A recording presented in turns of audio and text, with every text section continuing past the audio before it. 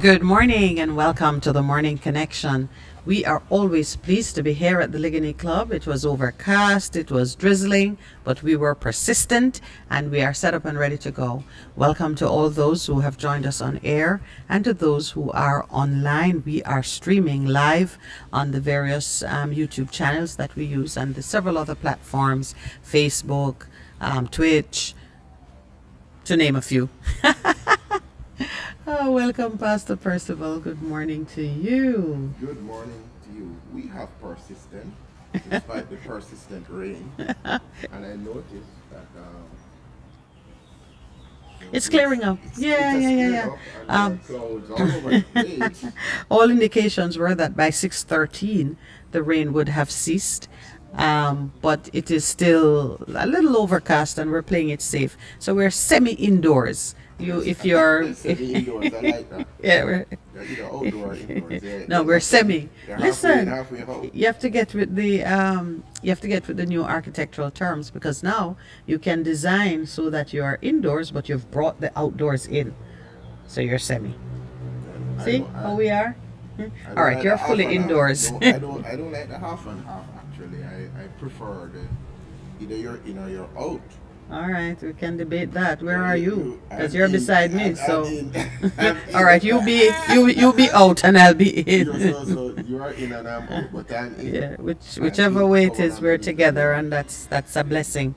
Good morning to the crew back at the studio who have been keeping you entertained while we get set up, and to the producer who is also our engineer today. We have, I think it's going to be an exciting morning, given the subject matters we're going to cover.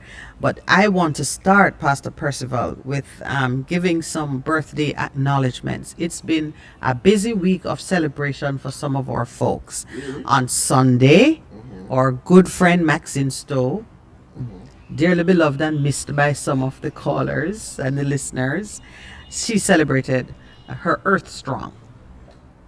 I have yet to understand the full concept of Earth Strong. I just know it is substitute for birthday, but I respect the fact that whenever she mentions it, she says Earth Strong. So Sister Max, if you're listening, just know that your presence on this earth is a blessing to many people, and we celebrate with you that you have acknowledged another year of service and excellence. And of course we wish you good health, and now that we are working together in harmony, many long years of fruitful performance. So that's for Maxine. Yes. Well, If we're living Are you together gonna in sing? perfect harmony. Harmony. So I will leave that to Yeah. you. But this is Ebony and Ebony. You're ebony. And Ebony. So Um, my skin white. But and then I'm there's a not cure brown for anymore. that. Lotion, anyone? Lotion. Yes. In terms of the And brown. then yesterday, our friend and partner George Neal celebrated the anniversary of his birth as well. Working hard down in the country building houses, since he was not permitted to be associated with a phone company at a time when now we're hearing every kind of high placed individual have adversaries and they're flying high and doing all that they can. Still, our friend was vilified. Yesterday he celebrated his birthday, and we're just giving him some strength and saying better days are coming when By and by. Go sing us some better days are coming. by and By by. and by. But no, before the end of the morning, Percy will sing. He's been warming up since yesterday. You notice it's getting closer and closer to real singing. To real singing. No. Yeah, you were Real carrying a talking. tune a while Real ago. talk, yes. No, it was fast talking yesterday. Yesterday was You're fast getting talking. closer. But And now- then I've saved, I would say, the youngest for last. Today is daughter Joelle's birthday. Dr. Joelle Samantha Lawrence, for those who didn't know the middle name. And then most recently, we acknowledge that Samantha is the female version of Samuel, and Father Lowell is Lowell Samuel. Oh, it's Samuel. Mm-hmm. Okay. And today is daughter Samuel's birthday. I wonder if that is prophetic. You know, So- Samuel was a prophet, and about Yes, Samuel, it and a says- Nazarite. Yes, but This it morning says- I reflect. It Yes. says none of his words. Who's the most accurate yeah, to prophet the in the ground. history? Yeah. Yeah, but so hold on, bossy. Practically conceived in the temple. But it's not his birthday, no, it's Samantha's Me birthday. know, So just I see Samuel with him baldhead. I'm saying was a Nazarite. yeah, Nazarite in the heart. It was a Rasta man in his heart. Rasta man in the Because heart. they take the Nazarene So, vow. That's yeah, what they say. We yeah. take the Nazarene vow. Nazarite, please. Different from Nazarene. Nazarite Jesus and was a Nazarene. Yes. But he was not a Nazarite. Nazarite. The Nazarite vow. Okay. Don't cut your locks and don't drink wine. Okay. And when you cut your hair, burn it with the offering. Okay. If you- Interesting. Yeah, Of just course, as we're one of those acknowledging trivia. birthdays. So I'm acknowledging the birthday for Miss Joelle Samantha, Dr. Jojo, and just hoping she has a beautiful day. And I know we will be catching up with her later. Okay, as you come Those are together my- to celebrate yeah. birthdays. So acknowledge the birthday are mine. of one of my younger siblings. Yes, Yes, ma'am. She's born in March. I can't remember. It was the 12th. Lord Percival, don't do that on air. Or the 13th or the 14th or the 15th. But anyway. But she was born in She March. was born in the month of March. Wonderful woman of God. Yeah. Much accomplished. So happy belated birthday to my sister. No. Belated birthday Happy birthday, greetings. belated. The birthday was right on time. So it's happy belated. greetings are belated. Greetings, yes. Happy birthday, belated birthday greetings to Colleen Palmer Wright. Palmer Wright. Yes. That's a nice combination. Yes. The right Palmer. Yeah, she's the right Palmer. Mm-hmm. That's one of my younger sisters. We acknowledge her. Yeah, and I gotta give a shout out to my niece, Jodianne, who I most recently discovered is really Eden. Yes, we've been the place of the present. All her life, I'm calling her Jodianne. Honestly, I mean, I did not know that her formal name was Eden. I had no occasion. She told me. Yeah, because you interrogated her. That pricky. God is a good God. I never interrogated her. I just gave her love and bounced her on my knee. And Jodianne is the person who did the pricing, found all the pricing for that basket of goods. Yeah, but yeah. Yeah.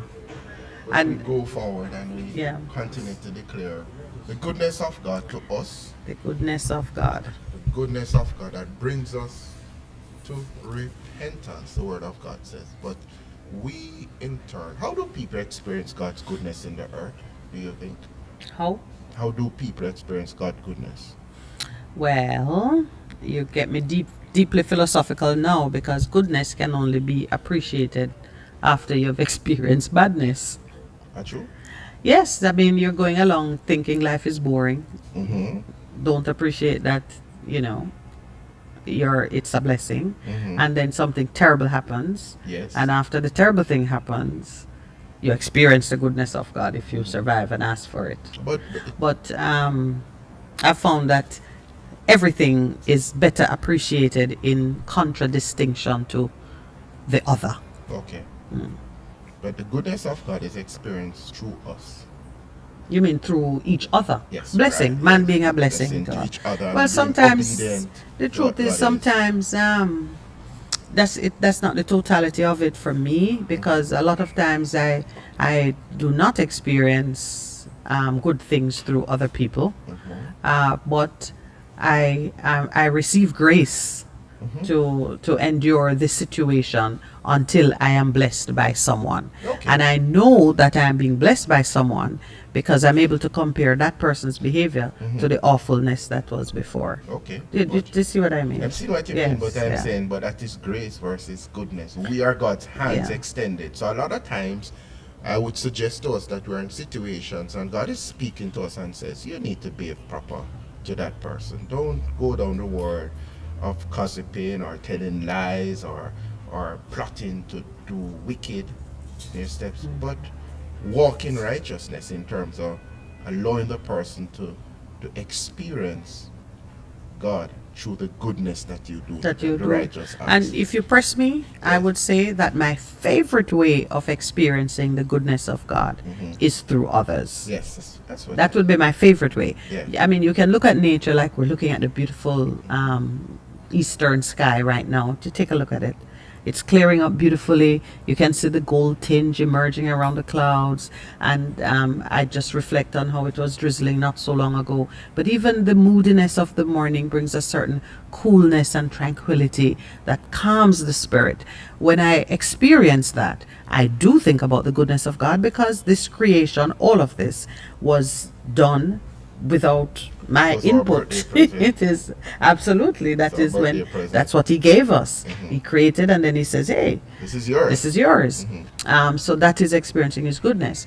But if I compare that to being in a moment of need or vulnerability and receiving the warmth of a friend's embrace or kindness from a friend, especially unsolicited kindness.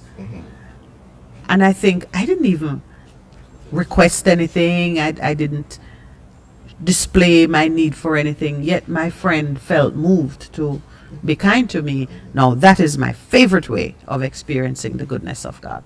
What's your favorite way? That is how it is. That's your favorite way Yes, too? ma'am. Okay. When somebody just good to you, Yeah. I don't Yeah. expect it, and Yeah. a kind word spoken when you are down, a hug, and you are embraced, and somebody says it's gonna be alright. It's gonna be all right. Or someone just calling you up out of the blue and That's said, it. you know, you were in my thoughts, and Yeah. I just want to say, hang in there. Or yeah, because that is how God that is uses us how, as his vessel. right. And if And- we understand that, that is why that thing that we keep speaking, the golden rule, go unto others As you would have done unto you. But that comes out of an upward experience, and now laterally we are moving. I was and having a pressing. conversation, maybe, I think it was sometime yesterday, and we're talking about something in the same vein, where we're talking about like obedience to the Spirit, where one man is saying, the next person who says to me, you need to do X, Y, Z, I will take it as confirmation Good. that this is the way I should go. And you are walking past the person and you see them and you say, oh, but hold on, that's the man responsible for so and so. You know, I'm going to tell him he should get on with it.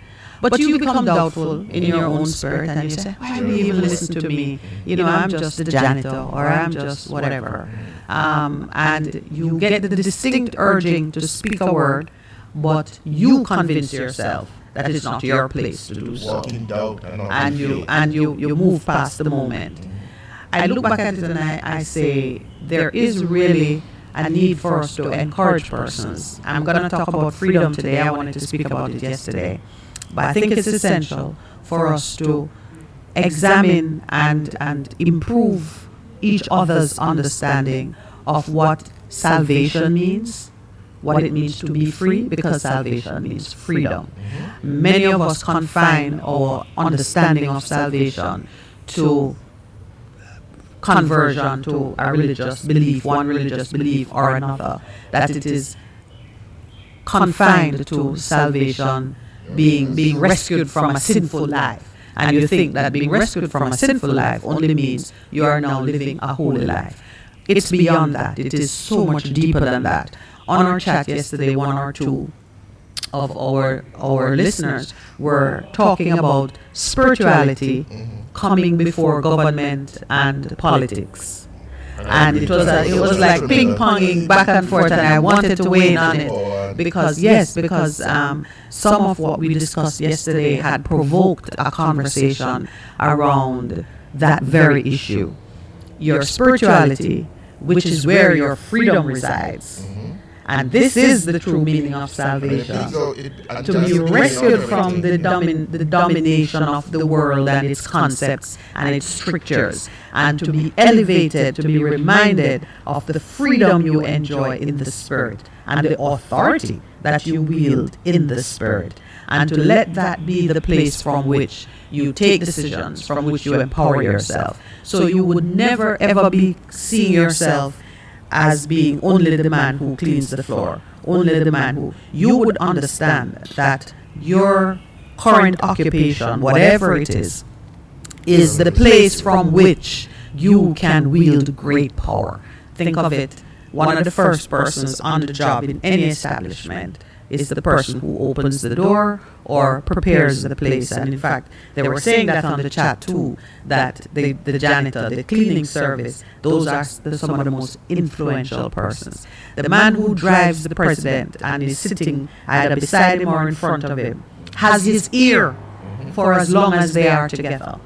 I remember being told some years ago, trying to get something done, and somebody said, yeah man, I can't get to that person. I said, how? It says the man who drives him, who picks him up in the morning, is my brethren. If I want to get word to so-and-so, I just need to reach his driver. Many of us forget that these positions that seem lowly to us in the natural world are powerful positions spiritually, because they give those individuals access to the most important gates of influence. The eye gate, the ear gate, mouth. You see them, you speak to them, and if you have relationship with them, you have authority and power. So freedom is my thing for today. There is an important point in terms of what you have said. We believe that we are... Could I get one too, please? My niece is doing selfies in full plain view. You know, sorry. I've often said to persons, you are not bound by your circumstances or your situation. Your freedom to become begins with a shift in your mindset in terms of how you see yourselves. And Martin Luther King Jr., when he visited us in his speech, he says, if you are the cleaner, be the best cleaner that there is. You know that speech? Absolutely. And that is what you're talking about, because we look at people... Good morning to the cleaner. Yeah, because we believe that because of somebody's position in terms of their work, they cannot rise up, they cannot achieve anything, they have no influence. But that is not true, because if you really understand your word and what God has said about you, that you are fearfully and wonderfully made, whatever position you find yourself in, you can speak, you can act, you can influence things around about you. Because ultimately, in the end, you're going to be held accountable for the gift that you have. Whether it is one gift, or 5 gifts, or 10 gifts, that is what God says to you. So it says, seeing that we are in Hebrews, seeing that we are surrounded by such a great cloud of witnesses, let us run the race that is set before us. And one of the things that came out of that to me is that each one of us have a race that we have to run. We must look on what the other person have. We must look on what we have and run that race in purpose. And in that race, you have no rivals. No. You have no That's your competitors. race. That is your race. That is your race. Yes. But a lot of us you get run into- against yourself. Yeah, a lot of gets into problems. Like if you're running 100 meters, and I've seen this in plane, you're running and watching the other person. What happens if you do not keep your eyes fixed on what you are supposed to do? What happens is that you stumble and- stumble and thing. And a lot of people in history have lost races that way, actual athletics race, because they're looking at their competitor Yes, and the person yeah, pips them yeah, on the line. yeah. So you run your race. You run your race that is set before you, because that is the race that has been set for you to run. I And- could go into the yeah. spirit in a church and all of them things, but that just has come to You want to speak in tongues? No, my Oh, sister, oh. I'm not speaking at no tongues or nothing this morning.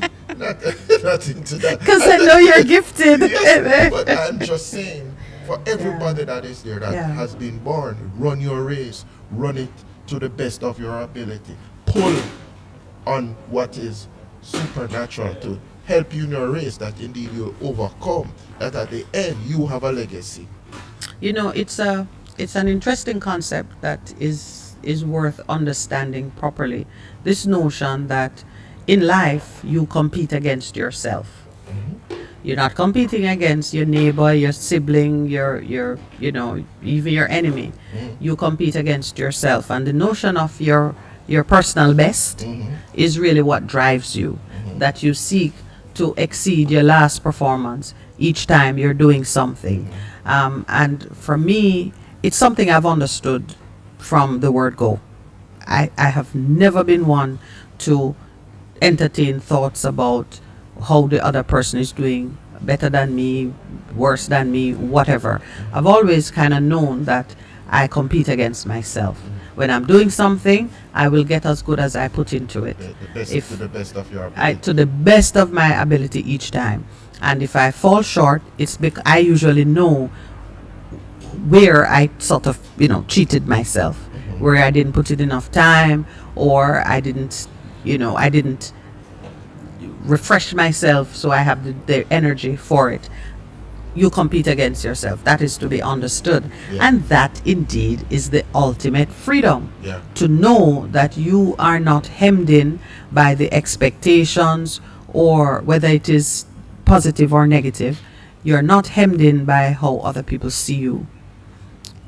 You are gifted with all of the abilities to exceed Well, any that's level everything that you need set for for life and yourself. godliness. Yes. So now we say, why did Christ come? People say he came to save us. He came to release us Give us from, liberty to bring us back give to us Eden. there's Bring us Eden. back to Eden. Good morning, Eden. Bring us back to Yes. presence, to relationship with the divine.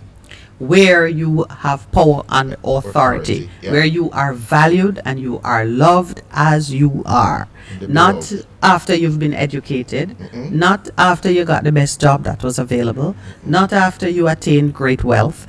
Exactly as you are is how you are loved and valued. I tell you. It's in my spirit to speak about this because we're coming to a time when Jamaicans, adult suffrage says one man, one vote. And your vote is the same whether you come with 10 acres of land, no land. I think about the only thing that prevents you from exercising your vote is if you're not on the voters list. Yeah. They don't allow prisoners to vote. Prisoners lose their right to participate. Some of your rights are suspended depending on where you are. But as you would have seen world over when other places were trying to do election during pandemic, persons were very concerned about COVID positive individuals not being accommodated in the exercise of this right to vote.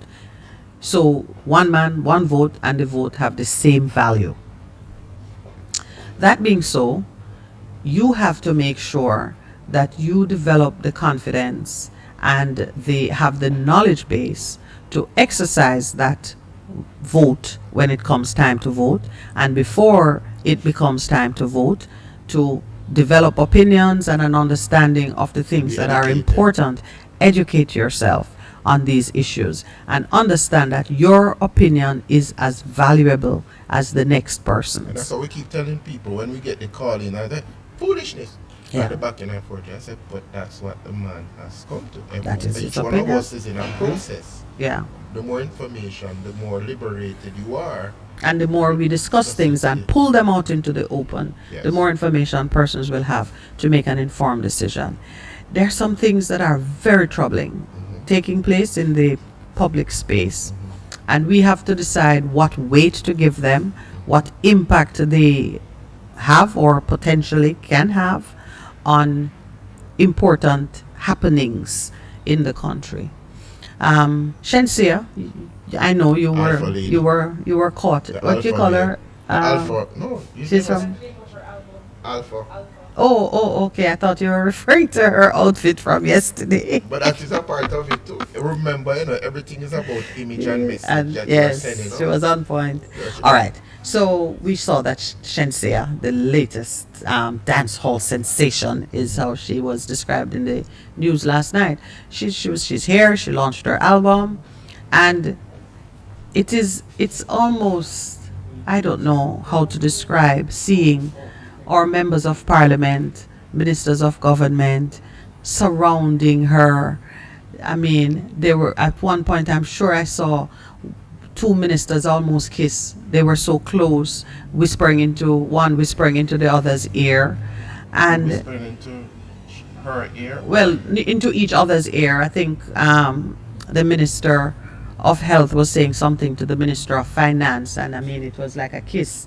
He had got so close. Not a one of them wearing mask. So close to who? To the other, two people talking, and one was so close to the other. Okay. To the ear, lips to the ear, right by the cheek. All mask free. And to know that yesterday a caller was saying the government is still promoting the vaccine, and Yeah, those are there fully is sort of vaccinated persons. there are You are fully vaccinated. You Oh, can't if- infect anybody. You never know that. pastor. He's doing the disinformation bit, looking at me innocently and saying, if you're fully vaccinated, you can't infect anybody. Well, the behavior you see begs that kind of conclusion.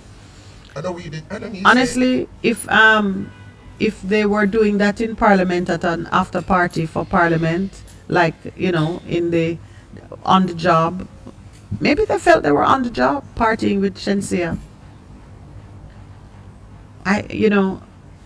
Listen, No, she- man. she I'm- pushed I it. don't want to. I don't want to see my.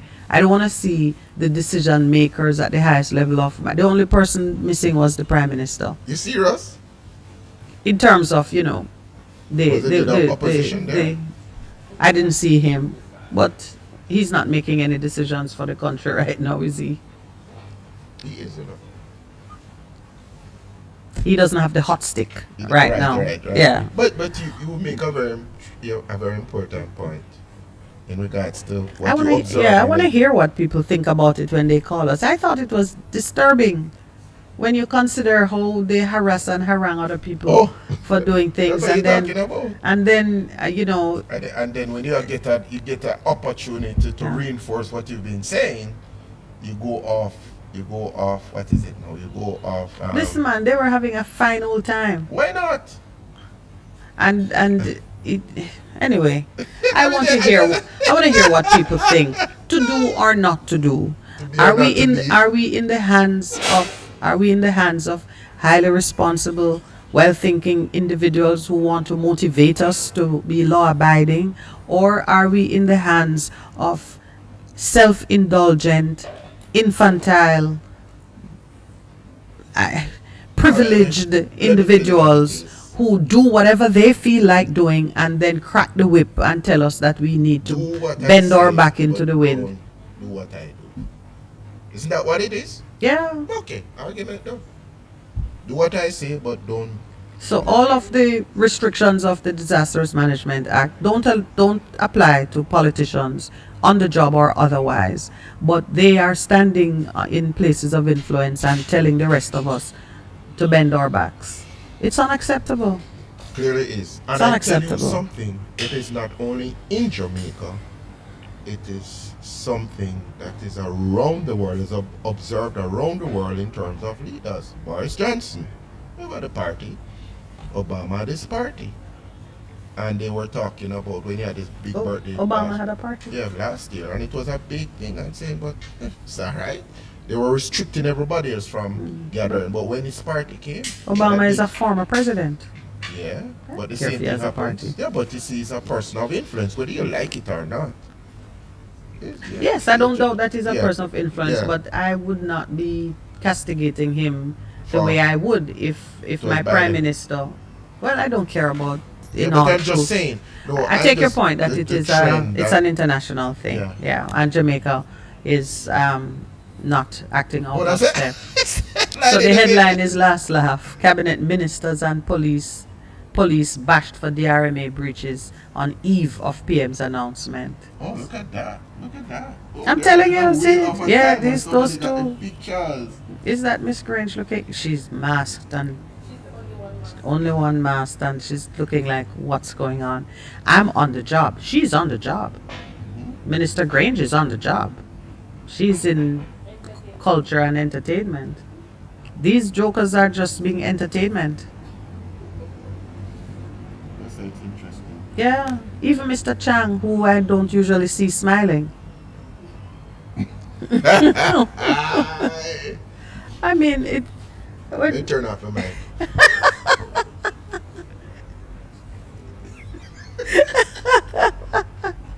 And of course, Shensia is looking hot like pepper. Can only imagine.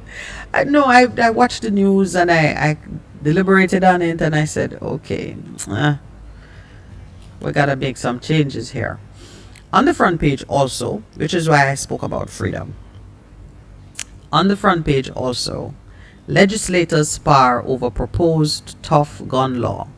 There is a provision in the amended firearm licensing, No, come on. whatever. There's a provision there that says if you are on an adventure with a licensed firearm holder who commits an offense, you can be charged with him, and if convicted, you can receive a life sentence. I think life sentence if caught in company of licensed firearm holder charged with a felony. So how I look at it now, I know you are a licensed firearm holder, and you said to me, "Minute, I'm going to the bank. Just pick me up after the bank." Yeah. And you in there with your licensed firearm commit some act. And I am really now the getaway driver. I didn't know that I was the getaway driver. You really just asked me to pick you up from the bank. You come out with you. I don't know what you did with it, but I know you're a licensed firearm holder. You come out and we head down the road, and the police catch us right off bat and take from you whatever money you got from the bank, and I am charged along with you as the getaway driver. When I hear the allegations against you and discover that you actually used your licensed firearm to terrorize somebody in the bank or maybe even kill a security guard in the bank, I am charged along with you. That's what the accomplice. Either an accomplice or I've aided and abetted you because I'm the one taking you away from the scene.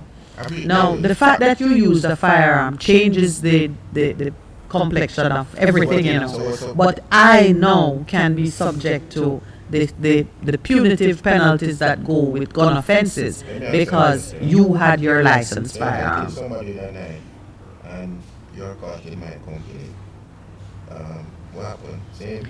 It's the same thing. Common design is an old approach to law enforcement. Yes, that's not common design that because we are in company carrying out something, it is common to both of us. That's not what's new.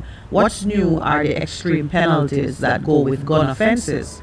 And it's one thing for an extreme penalty to go with an offense committed using an unlicensed firearm or illegal, you're just a gunman. And if I see you with a gun and I know you have no license, I know you're a gunman. You're not supposed to have it. If I go off on a criminal adventure with you and we get caught, common design, I have no problem with that. But if I know you to be a licensed firearm and you do have your permit to have a license, when I see you with your firearm, it doesn't strike me that you're about to do anything criminal. No, it can't be. So no, so that means that if I'm in your company Yes. and that happens, then we can go to prison for life. Yes. So, here's why I'm raising it. Understanding the gravity of the provision is one thing, but it's now being debated in Parliament. And it starts with the Minister of Security himself saying he's not comfortable with it. He understands fully how it works if it is an unlicensed firearm. However, in the case of an individual who is in the company of a licensed firearm holder, Chang said the provision was placing a burden on the other party, which is not reasonable. This is our Minister of So actually put it in Security. Comes our Minister of Legal and Constitutional Affairs, Miss Marlene Malahoo Ford. She for her. Gorgeous. Court jester, where you got that from?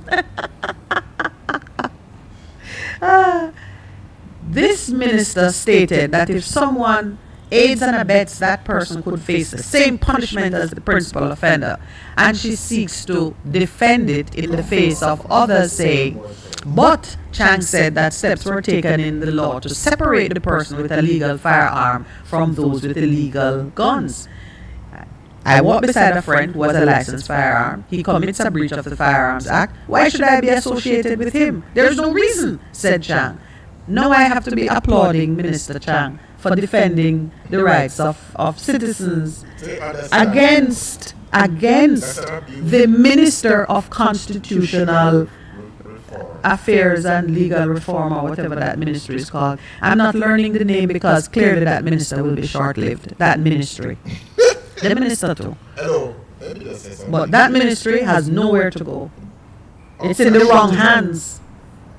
You know you have court? Yes. Like you used to have the court with the king and Yes, yes, yes. she's a court. Somebody has nominated her for jester position. She's a court jester. But you understand that the court jester is the most important and influential person in court? Should be. Because when the king looks like he's going to say, off with her head, Court jester. the jester comes out with something entertaining and, yeah, so to distract and take the temperature down. So I don't think she's the court jester because she brings the temperature up every time. Every time. People only excuse me this. So whoever said jester, do you remember we were talking about the lowly positions being of so powerfully influential? The jester is the person who can distract the king with music or jokes, comedy, so that the king does not exercise his power in a way that you can't call back. Because he can't say, look at Herodias, Yes. Salome, Yes. and Herod. Yes. When he says to the girl, you've danced so beautifully, which there's probably pole pole dancing, by Jamaican equivalent of pole dancing. You've danced so beautifully, even half the And kingdom. he makes that Anything, ask declaration. anything. Because he's king, he can say it. Yes. And then the lady comes back with, I will have the head of John the Baptist. A court jester should have come in right there now with a fake head on a platter or something to give the king the strength to say, Alright. will this do instead? Yes, I understand. Yeah, we could have used a jester in that moment. Well, But anyway, unfortunately, though, yeah, so kings will do things that cannot be called back. So you need someone to intervene, like how the producer is giving us the break side. I could do with a jester right now. Let's take our break and then we'll be right back. This is the Morning Connection.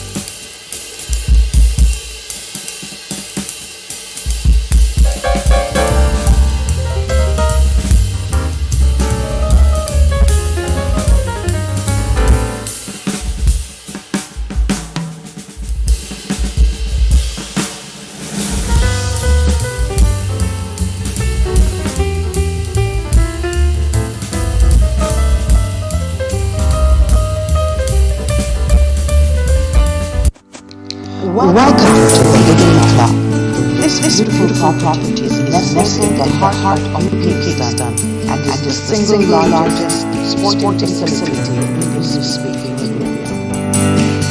JD's Urban Pub is our resident restaurant. You can trust them with all your catering requirements. Take advantage of our excellent or 8-10 sports. Feel free to wander through the gardens and enjoy the relaxing atmosphere of this oasis that remains as charming today as when we first opened our doors in 1910, and our large-sized swimming pool. 6 squash courts. In the evenings, relax with us in the lobby bar and lounge. Call or visit us today. We're excited to meet you.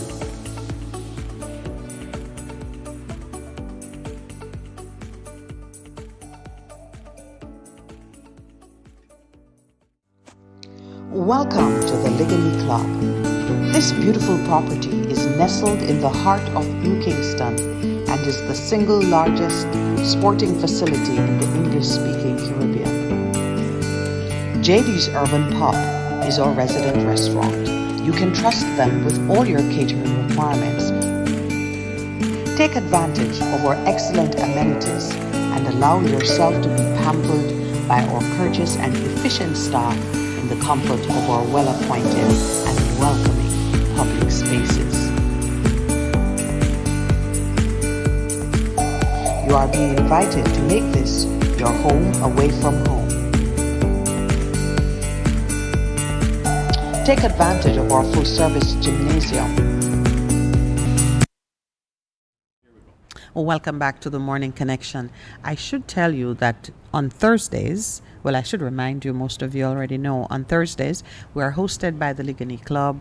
Lowell and I are members of the club, so this is really, our home away from home. And we invite you to visit the club and sample the amenities and hopefully make a connection that will be intergenerational. A members club is an important place to network, to relax, and to, enjoy certain refinements.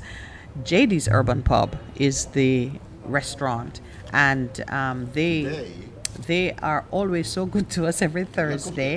Just so you know, if you are a guest on the Morning Connection, they provide us with breakfast and refreshments after the show. So yes, I'm here for the food also. On Thursday. On Thursdays. Food is good, actually. Yeah. But there are 2 promotions that JD's has going in the Lenten season. One is Shrimp Fridays. Shrimp Fridays will continue right up to Good Friday.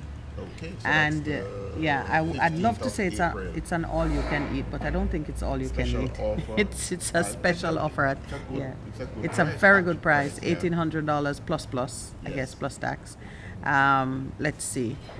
So he says the team came up with the idea of having a Friday shrimp special. It comes from the fact that his family is Roman Catholic and they've kept the tradition to give up meat every Friday during Lent. The promotion started, I think, perhaps last week, but it will continue.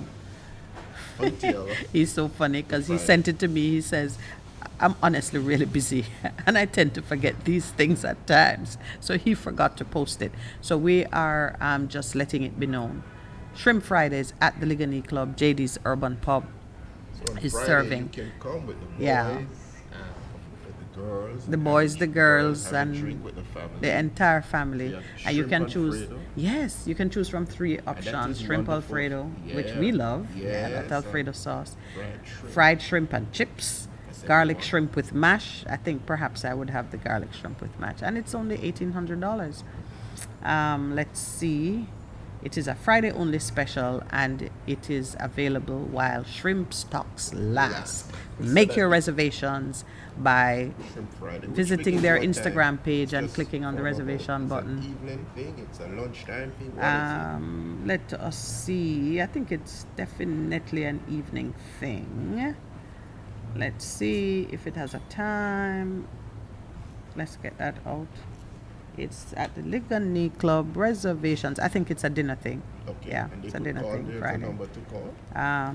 No, he says reserve by going on the Instagram page. So if you don't have internet, you're out of luck. But yes, you can always call. I don't have the restaurant number. It doesn't. All right, want to go back to that flyer? That's right, there is a number there. All right. Oh. Reserve your spot. Have to move us out of the way. Oh yes, there is a number. You go with the number. 876-413-8652 or 926-8144. That's the number to call. All right. So there's another thing because today's St. Patrick's Day. Oh, I love the Irish Yeah. side. So to all the folks who love the green, there's your day the flyer is today. beautiful. It says "Got Green." Happy hour today, March 17th, 5 to 7 p.m. at JD's Urban Pub, and there is a St. Patrick's Day menu that I tell you I could stay here and eat all day. For appetizers, mussels steamed in Heineken beer. So you get your beer and you get your protein. You get your muscles. Yes. It's not muscle, you get your muscles. No, leave it mysterious. Let them come for the mussels. Or you can have a Guinness and honey glazed pork loin for the pork Wow. lovers. You can tell Michelle. That She sounds might like object you to the do. Guinness. Oh, but not so much. Okay, Honey yeah. glaze. Yes, I will forget about the Guinness. I do like pork loin. And for the main course, they're offering a hearty home-style shepherd's pie and gravy, or stout braised steak. So you get the trend. It's It's yeah, the luck of the Irish. the they say. Irish, Ireland and the stout. And the dessert is equally interesting. For dessert, you have Guinness bread pudding with whiskey cream or crepes sinead with pistachio ice cream. And the drink menu, too, keeps it going green, whiskey smash or green prosecco. $4,500 per person. That's what's happening at JD's Urban Pub today of the in Irish honor today. of St. Patrick's Day. Later on, I might mention it. But we are going to have guests with us in a short while. So I just want to remind you that Dr. Carla Hilton will be joining us. She has prepared a seminar on exam. What is it again? Preparation. Exam preparations. Techniques for taking exams. Techniques for taking exams. Thank you. I apparently need techniques for remembering stuff now. That's easy. Cue cards. Cue card. Cue cards. Yeah. So Dr. Hilton will be joining us in a short while. I know that one of the directors of a non-profit SET, and she'll explain what SET does, Paula Dixon, will be with her. So we're expecting two persons to join us. Those of you who have a concern for your children who may have missed a few steps during the pandemic and they need to be prepared for exams and time is short and you want to make sure that they have every advantage, this seminar will be of interest to you. So Dr. Hilton will join us perhaps somewhere between 7:30 and 8 o'clock. Yeah, but I'm we- looking we forward to focusing on the spending time with her. education system. The Minister of Education was on route with Dr. Hassan Troop, who is the acting Chief Education Officer. I think it is. That's what she is. And they were talking about some progress that has been made in terms of finding those missing children. Because the other interesting way of doing it, engaging members of the PT and the teaching staff to look for the children physically. This is their address. Go to the home and says, why are you not in school? What are the challenges and circumstances? And I really need to applaud them in terms of steps that they have taken, thinking out of the box and saying, oh, so it goes, so we're just going to be with it. So we need that kind of energy. I Energy believe, behind in these that. important, yeah. So it's moved from about 90,000 based on the figures that she has quoted down to about 25,000 children that were missing. Still a big number, but they're making some inroads in regards to it. And we just, I'm just reflecting on what has happened in the pandemic and the dislocation that has happened in terms of family, in terms of our children, and hoping and praying and believing and acting that we can really reclaim, take back what we've lost as a result of the pandemic. So that's how it is. So As you were speaking, I was just getting an image. I was back to that front page picture of our parliamentarians having a great time with Shenseea. And I was kind of juxtaposing that against the leader of the opposition making a call for $40 billion to be brought forth to address some of the welfare needs for of this time, because not just those who were affected in terms of their education, but all across the board, the businesses that close, you know, the businesses that are limping, the persons who lost their jobs and therefore have to find ways to restart. All of the many things that have happened, the way inflation has eaten away the value of what you have, the fact that your savings or whatever nest egg you had would have been depleted as you fought your way through the pandemic. Those are some real pressing needs. I mean, some of us are really juggling. If we pay light bill, we can't pay school fee. There are just any number. Sorry? There are just any number of things that have caused us to miss, just to lose our place. And I'm not saying there's no room for entertainment and for relaxation, because we are clamoring for that too.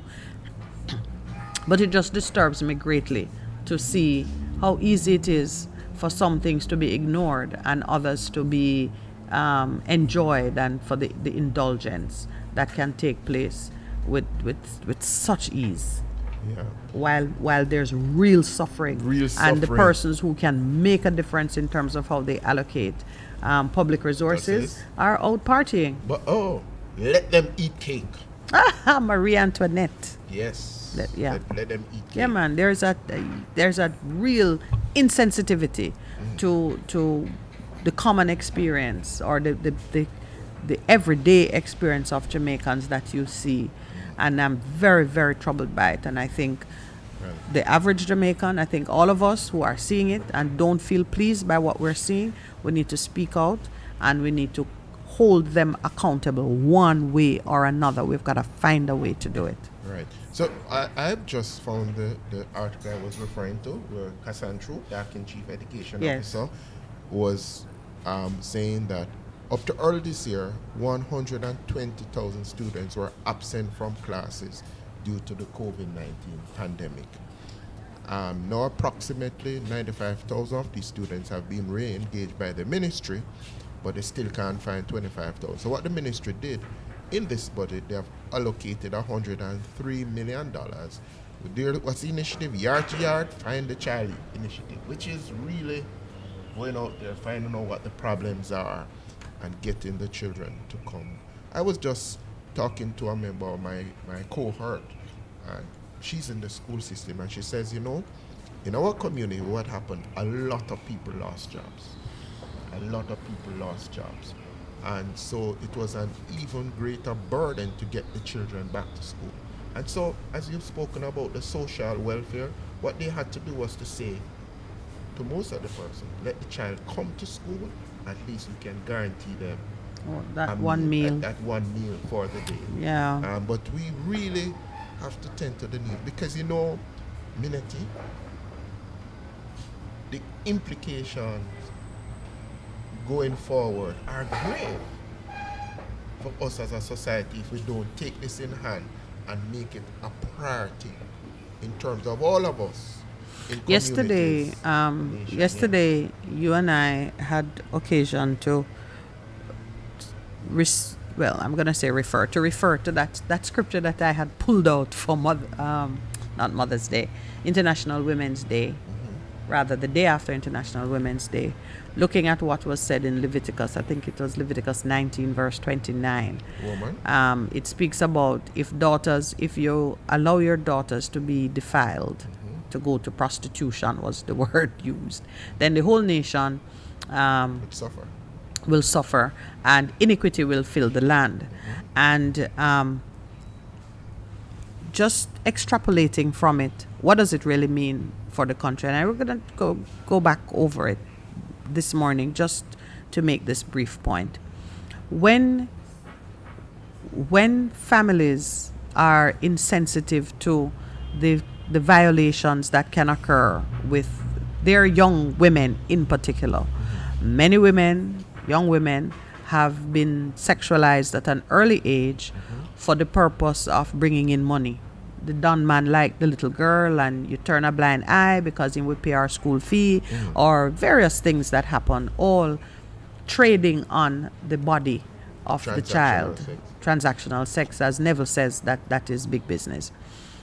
But children get drawn into it because they become part of the family assets that you have to leverage in order to survive. When that child, that young girl, being treated that way, when she has her own daughter, the same thing, the cycle repeats itself.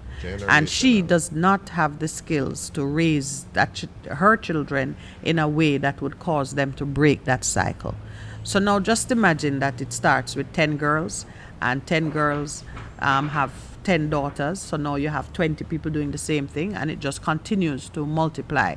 That is how the whole society fall into prostitution. And iniquity will fill the land because now you have a large number of persons who are ill prepared to deal with the challenges of working in a society, living in a society, without resorting to one or other form of depraved conduct. So now you're robbing, you're trading with your body, you're impatient with everybody because you don't have the skills for dispute resolution in a civilized manner, and it goes on and on and on. And that is how iniquity filled the land. Crime and violence Absolutely. We don't. Absolutely. We do not see the connections in terms of that simple, that first step. That mustard seed that has mushroomed into such a big tree. A big tree that is not providing good fruit. But so I applaud the ministry.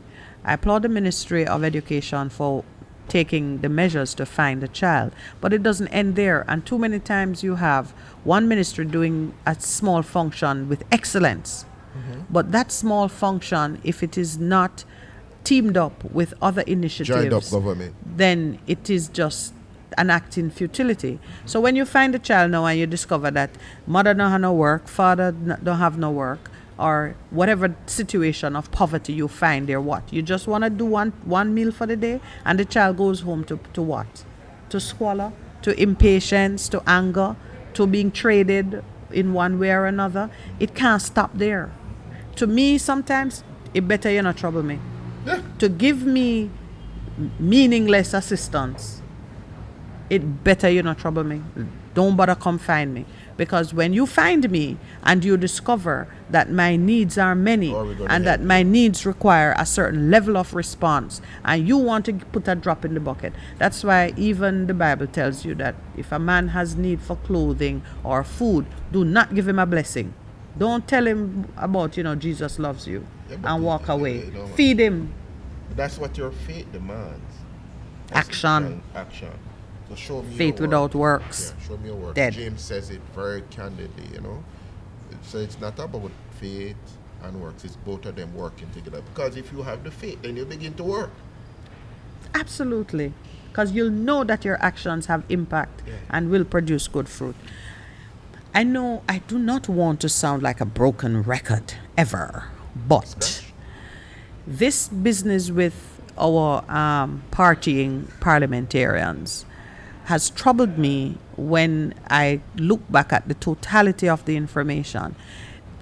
And you can tell how the story was covered because the media went back into the finance minister speaking in parliament and saying something about the partying not start yet, or you think you see party yet. And did you see that piece? I never saw it. The truth of the matter is because when he was in the pantomime, when he was making his body yes, he said something about the entertainment sector is going to be reopened and the partying is going to resume, and you don't see anything yet, and something about weddy Wednesdays, and you could tell that. I mean, I don't think even Nigel knows. because Somebody really he speak said right. it with such a lack of familiarity. Worse than me. I think somebody had to be giving him cues from the side as to exactly what these things are.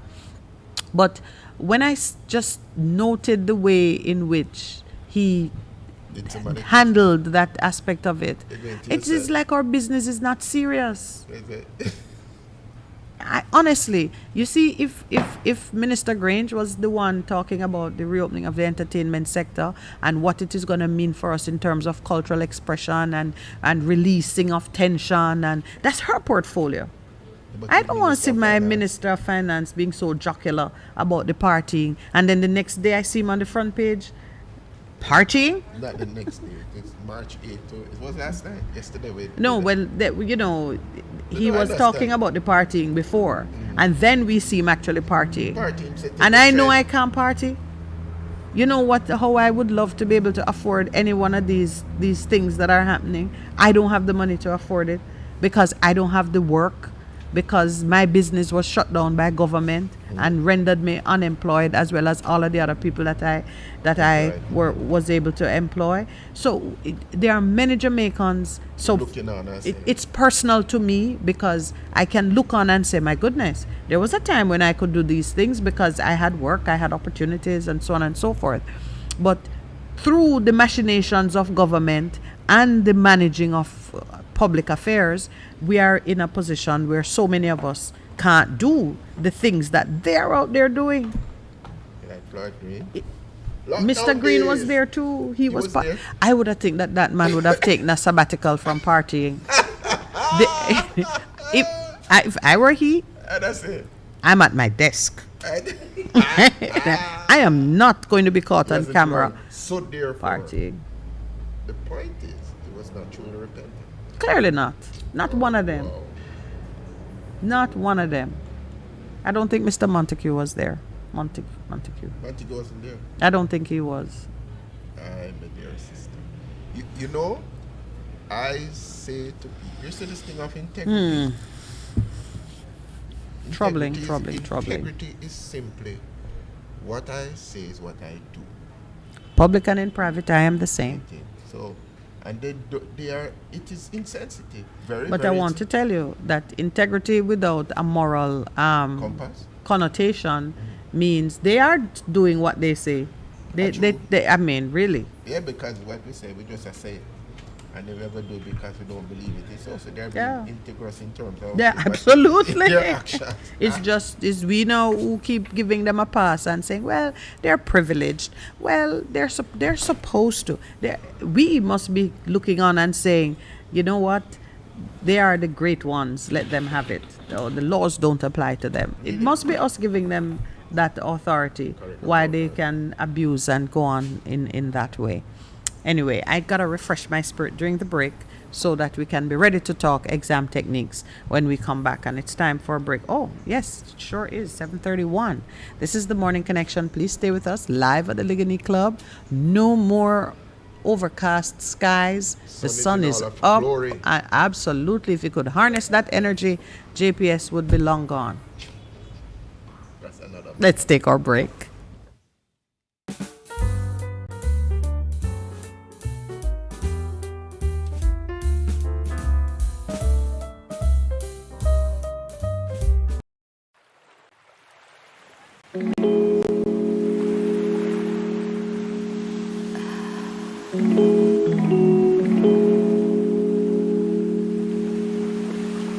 The Morning Connection is not your usual talk show.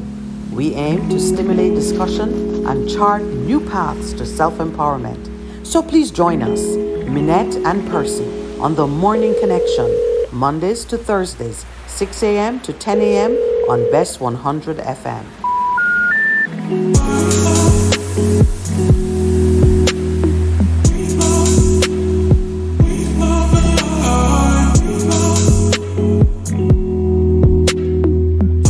The Morning Connection is not your usual talk show. We aim to stimulate discussion and chart new paths to self-empowerment.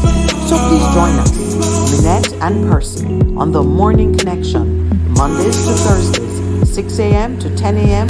on Best 100 FM.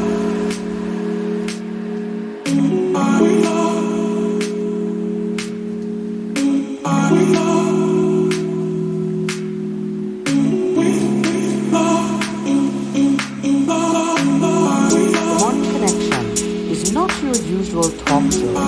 We aim to stimulate discussion and chart new paths to self-empowerment. So please join us, Minette and Percy, on the Morning Connection, Mondays to Thursdays, 6 a.m. to 10 a.m. on Best 100 FM.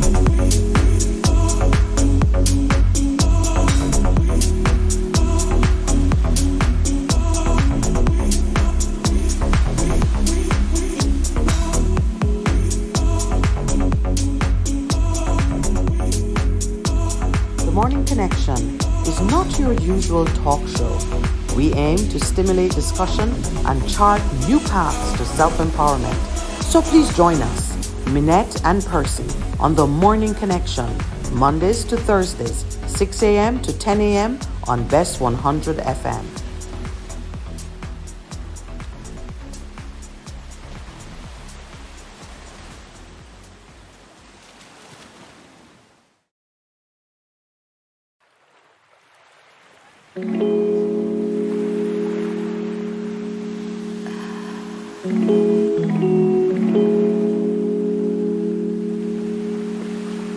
The Morning Connection is not your usual talk show. We aim to stimulate discussion and chart new paths to self-empowerment. So please join us, Minette and Percy, on the Morning Connection, Mondays to Thursdays, 6 a.m. to 10 a.m. on Best 100 FM.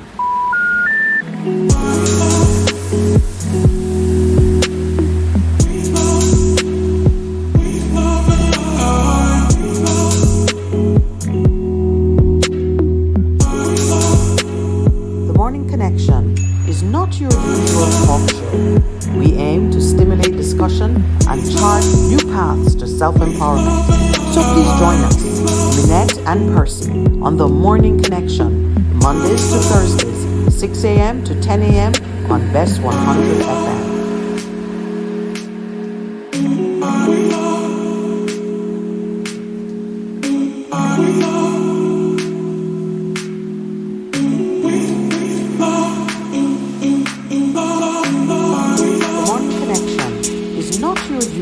Talk show.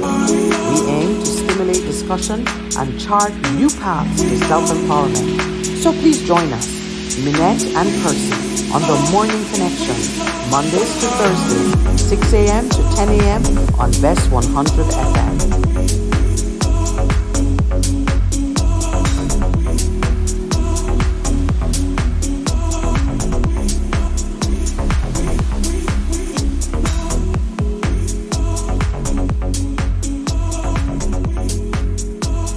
Morning Connection is not your usual talk show. We aim to stimulate discussion and chart new paths to self-empowerment. So please join us, Minette and Percy, on the Morning Connection, Mondays to Thursdays, 6 a.m. to 10 a.m. on Best 100 FM.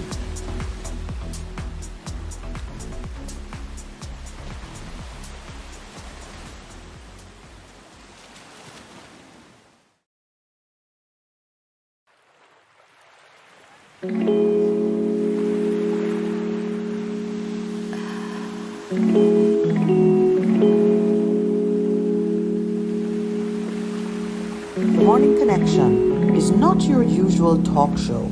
We aim to stimulate discussion and chart new paths to self-empowerment. So please join us, Minette and Percy, on the Morning Connection, Mondays to Thursdays, 6 a.m. to 10 a.m. on Best 100 FM.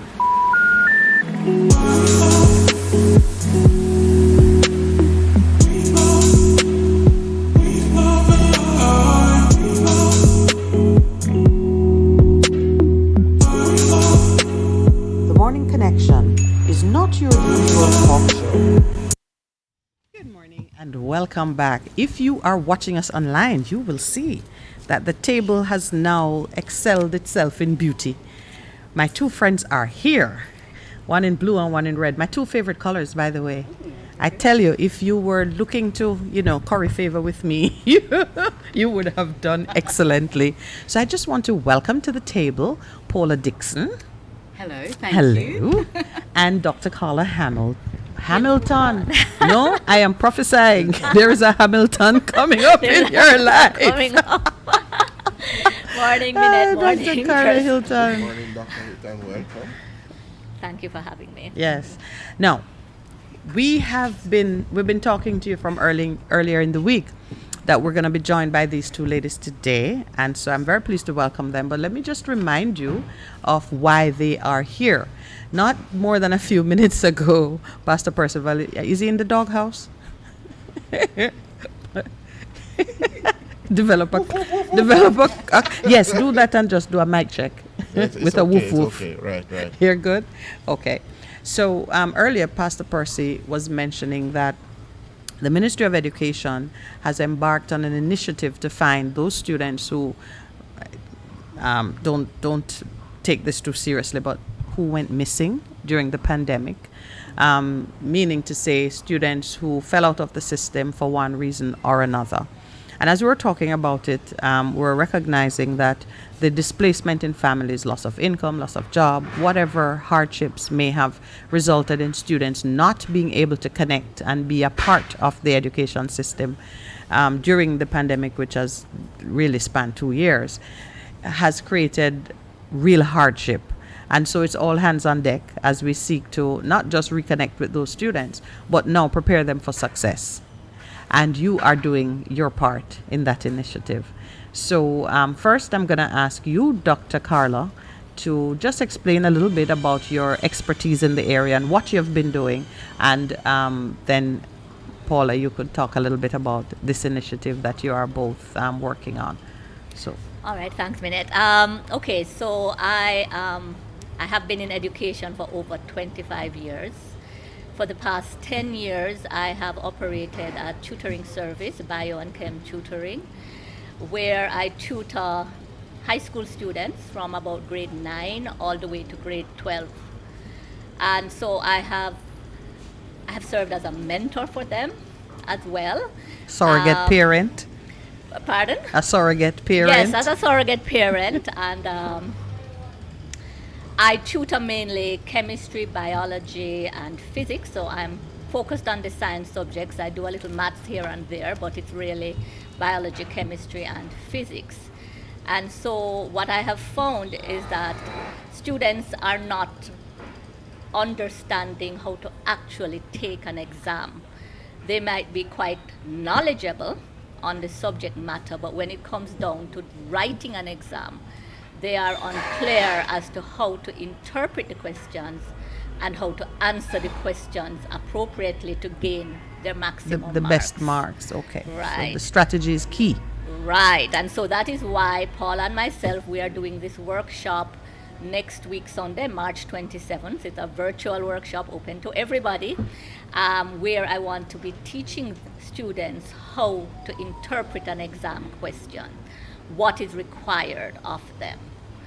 Do you have any actual experience yourself in preparing exam questions?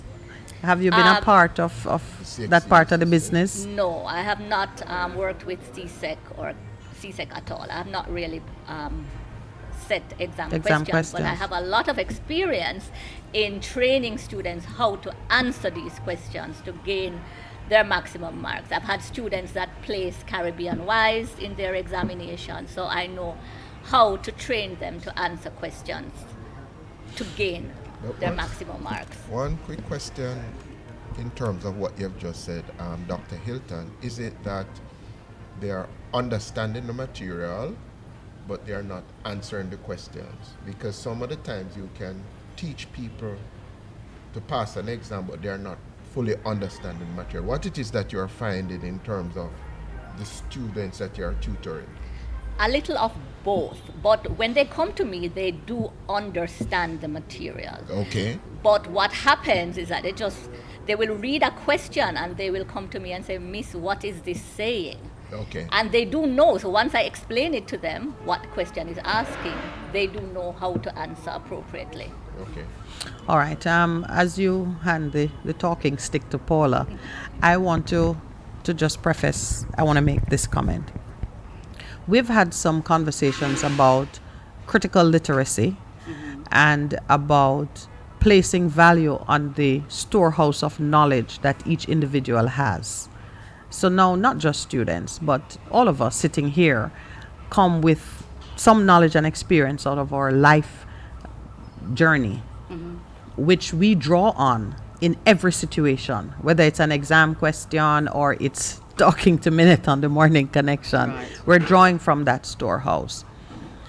But as Dr. Hilton was saying, sometimes we miss the cue that tells us which part of our storehouse we need to visit for the information. And this business of missing the cue can come from any number of sources or causes. Some of them social, some pertain to maybe learning disabilities that people might have and it remains undetected. I know you have some expertise Oh, yes. in that area. I have personal experience with that, actually. I'm dyslexic. I'm going to put a disclaimer out there because it's something which is shied. People shy away from it. The poor learner or the person who is a slow learner. That tends to be the reference. I was called a slow learner. Okay. Well, that's better than a understanding- dunce. Well, hey, that too is also one of the other descriptions. But being dyslexic has taught me a lot about life and how people treat you when you're dyslexic and their first thoughts of you as a dyslexic. But I want to fix that today. I want to sort of really clarify what a dyslexic person is. It's a genetic difference in an individual's ability to learn and process information. That's what it basically is. It doesn't mean that I don't understand stuff, but I can't understand stuff. But as you rightfully said, sometimes it needs to be explained, or my take on it may be several different views. Okay. So you may say a question to me and I'll have several different views about what it is. But my abilities and my strengths are is that I'm very creative, I'm Okay. great at problem solving, and I'm a very good communicator. Okay? My challenges are spelling, reading, you'd never believe that, but memorizing facts. So I had to be taught how to spell and read fluently. Okay. And this is something I learnt in the UK. But you have to realize that, and I'm reading because of my dyslexia, I just want to point that out if no one's aware of it, I have to actually read stuff to remember. Okay? So we believe in the game-changing power of dyslexic thinking, and people in the UK, the organisations in the UK say that it's a game changer because when you're dyslexic and you achieve things like creating the light bulb, the iPhone, Yes. aeroplanes and motor cars, come on, it's a gift. Yeah. So this thought about dyslexia being something which is A hindering limitation. or yes, Limitation. A limitation. no, Talking it's about that, actually vital to shaping we our are today. future, That's and right. it will carry on doing that. Okay. So for me, being a slow learner, when I hear that, oh, there's a gift there. There's something that we should be looking at, Okay. not categorizing and putting them in a group. And so this is one of the things I'd like to change through SET. And that's one of the things that's dear to my heart because I see it. I recognize dyslexic students and people around me that are. Can you just define it for our listeners? When you Which say one, this- SET or dyslexia? No, dyslexia. Dyslexia it's a genetic A difference. genetic. So it basically means that I think you have diagnosed Percy. have Because I? you did read it Be- initially. You because- said because there's it's a some genetic. Actually, it's actually easier if I just speak about some of the things that you don't do or you can't do. Well, she said it's a genetic difference in how people I know, learn and but, process I information. I'll give you some understand more that, but different- that's, some that's what more I mean details, because yeah. we are educating persons. So, yes. Problems learning the names and sounds of letters is Right. in early years. You'll Yeah. see that. Reading slowly or making errors when reading, reversing letters like B and D. Yes. That's one of the things that they do. Making up words like instead of saying sang, they'll say Sam. Mm-hmm. So they'll just make up a word because they can't ring, or they'll drop off a letter at the Okay. beginning or the end. Right. Or they will that's for younger students and it affects older students too, but for people that are teenager and adults, if you're an adult you'll have difficulty taking notes or copying notes from a board. So if you're in a meeting you may have a problem writing down what they're saying while you're listening. so you can't Okay. do the two quite well. What about writing back ways? Oh my gosh, I've done that one, a complete whole paragraph. And then Okay, I you have looked at it. diagnosed me. See why we needed to define it. My parents thought the cure for that was glasses. Okay. So All I right. actually wore glasses from I was quite young. And you Writing have from the difficulty- board and the letters come. and difficulties yeah. revising for examinations, which is one of the reasons why I'm so into the program that Dr. Hilton's doing, because to have an explanation of why and having a way And of to have a remembering technique. is Okay. all that we actually focus on techniques. Because to emphasize your point, being dyslexic does not mean that your brain is unable to carry out the function. No. It just means you've got to use a particular method It's a to different get way to get of there. getting there. Right. Yes. Okay. And I associate myself with every dyslexic person because I know that it's the thinking out of the box. It's seeing the world in a different Exactly. way that Exactly. means you are different. Yes, Yeah. exactly. So I did write back did ways. write. Oh You yes, did. and You I did was write. promptly sent to the ophthalmologist Right, for a pair right. of glasses. Oh, wow. Okay. So it wasn't a genetic thing in her, just that there was a physical deficiency. No, it is genetic. It is It is genetic. You'll find Well, that for one of you? your parents. No, Yeah. in terms of your glasses, because the glasses fixed it. It didn't fix it. Oh, okay. That's kind of like the irony of it. Oh, okay. Yeah, and All the other right. thing to note is that if you are dyslexic, you'll find that one of your parents. So Yes. a parent who normally sympathizes with you Okay. tends to have a learning difficulty, or they recognize that, I had those problems. So yeah, it tends to be like that. Yeah. Okay. Okay. So that means to our listeners who are out there, they can begin to say, oh, okay, before I've been having it, but I couldn't Yes. understand. I've been Yes. labeled as being slow learner. Yes. That It's kind a of freeing thing. experience Yes, to know what it is. It Right. really See, is. we're talking about salvation this morning. So she's is brought because- another slice of salvation Yeah, to the yeah, table. so that's- We emphasize here that it's important for persons to know themselves and to be comfortable with that knowledge and to operate with authority That's right. within that knowledge. And we emphasize, even this morning I was saying it, that this freedom of which we speak, many people say salvation and think that it means being baptized, and that is the salvation, that is the freedom. That's right. This awareness of self and a recognition that spiritually you have the same authority and power as any person with other abilities.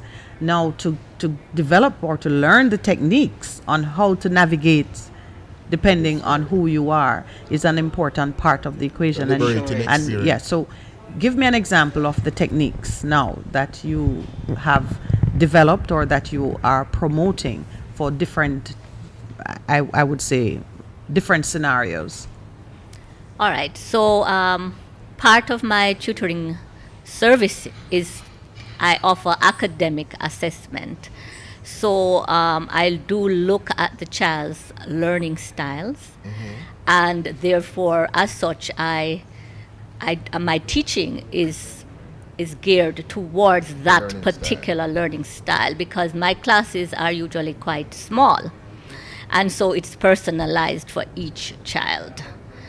And What is your learning style? Yes, I was just about to say, just quickly define the different learning styles because we are educating as you are Yes, we're speaking. gonna make it All right. personal now. Okay, What's no your problem. learning style? I'm visual as well as I'm auditory. So you can have a combination of learning styles. And a learning style doesn't mean that that's the only way you learn. It just means that that's your The best preferred or the best Learning way. style. learning Right. style. Yes. So you can be, I normally just categorize it into 3 basic types, although you do have some scientists that have a bigger categorized chart. it into 6, etc. Right. Yeah. But the main ones are the visual learners, which learn best by seeing things. So strategies for them would be things like mind mapping. So they're drawing pictures to show the main idea in the center, that's and correct. the little other arrows. associated Right, ideas, right. like writing a book. Yes, like writing a book, right. And then you have the auditory learners, these are students that learn best by hearing. And so a good strategy for them when they are studying is to actually say out loud to talking to themselves. They're not themselves. like talking to themselves. They're not mad people, but They're going through and right. saying, So reciting the information is a very good way for them to learn. They could also tape record themselves as they are studying and then and listen back to it. listen back and even to when you're in it. the exam, you remember and you see the Exactly. questions and you remember and You're hearing the voice. voices. You're That's hearing what the helps voice. us. So you're auditory, or which one? What's Both your of them, learning auditory style and visual. Right. Yeah. And then you do have the tactile learners, and these are the students that a lot of time the teachers believe are the troublemakers because they can't sit still. But it's not that they are troublemakers, it's just that they learn, they can't really sit still for long periods of time.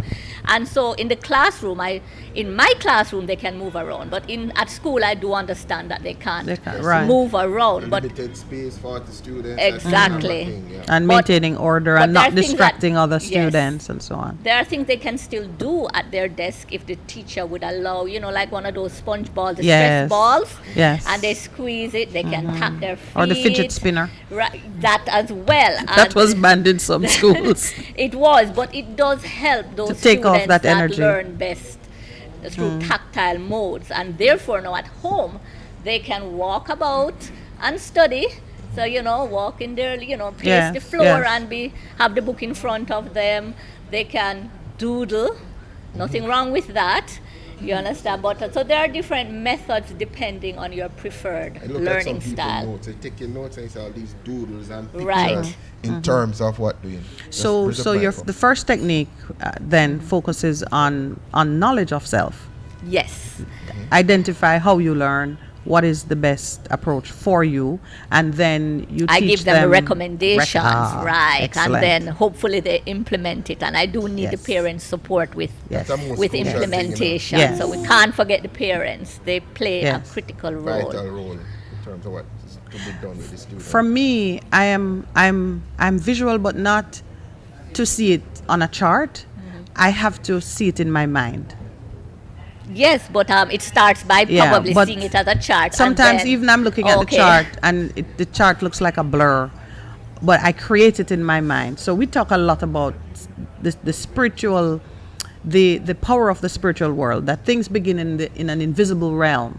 You build it in your mind before you see it in the natural. So for me, if I can't see it, I can be watching you doing it, but I don't see it.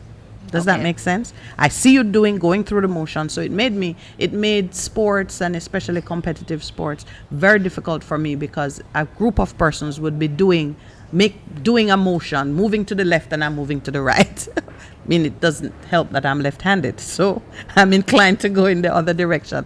But it made me very uncomfortable to be in a gym environment where they're doing a class and the group is all doing something.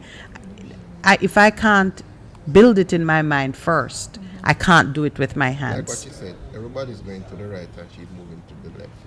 Yeah. Which kind of speaks to why you think out of the box a lot of the times. That is true. That is what it is, yeah. Yes, So yes. she's not a follower, she's The not spark of Yes, genius. yes. Yes, that's what it is. It is She's the not- spark of I was genius, waiting for right? that word to be called. Oh, I tell you. Minute. I take it down, I take it back. but no, it's important to have people feel comfortable that this thing about you that might make you feel awkward is perhaps the best thing about you. Right. So true. Yes. And so teaching that technique, I mean, I give you A+ for that. What's the A+. other Thank you. technique? Yes, 'cause I feel like I know myself a little better. I was just reflecting on something that Dixon it is, that you said. It's polar. Say I make associations. That's how I learned. See, know I pull you- it out for because you made mention of people dyslexic who gave us stuff. Can you said the iPhone? Yeah, Who the- were those persons that? I don't know their names offhand. I wouldn't be able to tell you their names offhand, but there's lots more. I mean, in terms of actors, Whoopi Goldberg is one of those, Yes. and there's quite a few. I think the person who founded Made by Dyslexia is Richard Branson. He was Yeah. involved in the founding of Made by Dyslexia, which is Okay. actually a website. I don't know if you've heard of them. So it talks I've about heard of everyone Richard who's Branson. been made by, Richard Branson is one of the founders of that group. And on his site, if you go to his site, you'll see all the different various actors, actresses who are all dyslexic and have sort of put money into Made by Dyslexia And I suppose to get everyone most educated of across them, the world. I suppose most of them came to that acknowledgement or were diagnosed in their adult years. Yes. Because a lot Yes. of it goes unnoticed. It So does, it you're does. what you're doing to capture persons at this age. I mean, ideally, what's the best age for a child to develop this knowledge of self? In the primary level, I think at about 8-9 years, it would be a good time for them to know their their preferred learning So if you style. had a message for the Minister of Education, what would you say to her on this subject? Well, I think assessments, learning style assessments, is something that could be done throughout all schools. And I At the mean, beginning. right? Very beginning when the children are young. Yes. So you're picking up. in What she your says about classroom. 8, 9ish. That's the but age you're thinking, no, or but younger. You're about thinking 6, 7. even younger. Yeah. Okay, Younger. okay. It's like So I was in grade 1, and fun fact, I'm the only one of my mother's children who didn't go to kindergarten, because I was staying with an aunt for a period when should have normally put me in what you call basic school. So I just kind of arrived at grade 1 at age 6. So it was at age 6 that I got introduced to copying from the blackboard, and went home with my reverse letters. My poor mother looking at it and wondering what happened to this one. No, for And- dyslexia, though, but they I was really, 6. They really have to assess earlier if it is for this. Yes. For that. Ah, for so that. that's that age. I would was be talking about learning styles. learning but, styles. Yes, Yeah. yes, yeah. yes, yes, Yeah. yes. So That's I was important. about 6 when when the first weirdness display. But I was reading because I learned to read. Everybody learned to read the Bible in the country. I learned to read, and I think mostly taught myself to read, mimicking the older kids. So I could read in grade 1, but I couldn't copy from the board. So that was about age 6 when it showed up. So for dyslexia, you say a younger age, Definitely. more in keeping with what you're saying, Percival. Because even as we focus on disabilities, and what has happened to a lot of children is that they're not learning and things, and because they are not tested, we don't do enough testing to say at an early age that what has happened is they're not hearing. So even to monitor early or to evaluate early what is happening, it helps in terms of we call in setting a path for the child to learn, so they are maximizing their ability in the end. Yeah. Are you strengthened in your knowledge by your early experience with your own child? Yeah, And yeah. I hear the expertise coming. Okay, we have the signal to take a break. So let's take our break. Please stay with us. We'll be right back. This is the Morning Connection, and my guests are Dr. Hilton and Miss Paula of Dyslexic Land.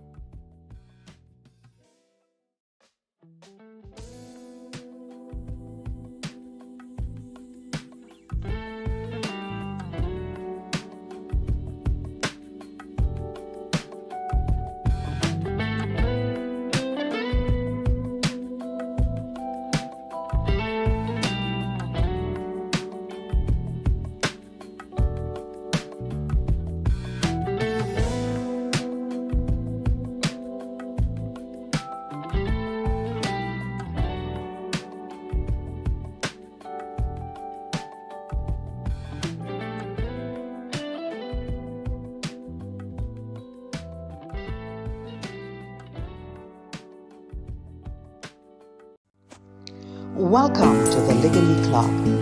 This beautiful property is nestled in the heart of New Kingston and is the single largest sporting facility in the English-speaking Caribbean. JD's Urban Pub is our resident restaurant. You can trust them with all your catering requirements. Take advantage of our excellent amenities and allow yourself to be pampered by our courteous and efficient staff in the comfort of our well-appointed and welcoming public spaces. You are being invited to make this your home away from home. Take advantage of our full-service gymnasium.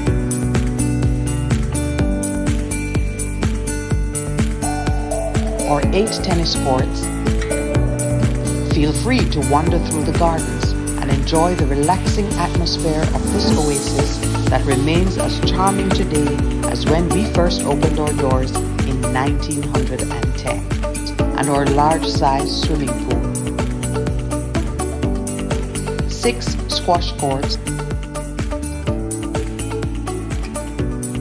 In the evenings, relax with us in the lobby bar and lounge. Call or visit us today. We're excited to meet you.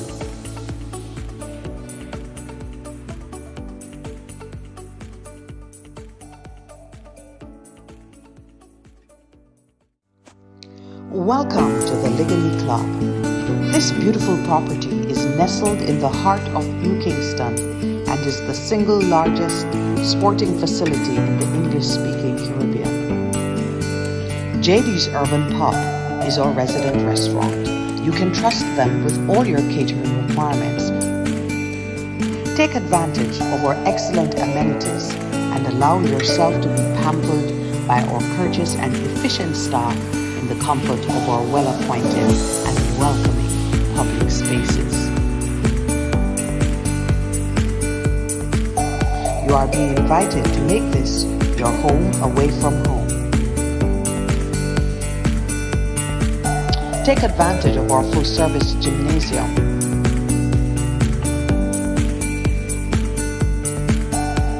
Our 8 tennis courts. Feel free to wander through the gardens and enjoy the relaxing atmosphere of this oasis that remains as charming today as when we first opened our doors in 1910, and our large-sized swimming pool. 6 squash courts. In the evenings, relax with us in the lobby bar and lounge. Call or visit us today. We're excited to meet you.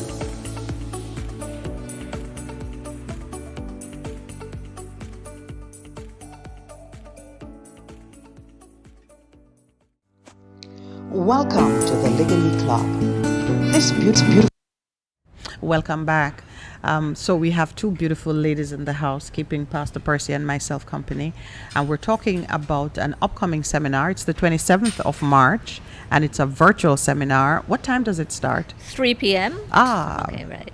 the happy hour, 3 p.m. for kids happy hour, right? It is a Sunday, and so yes. Okay, yeah.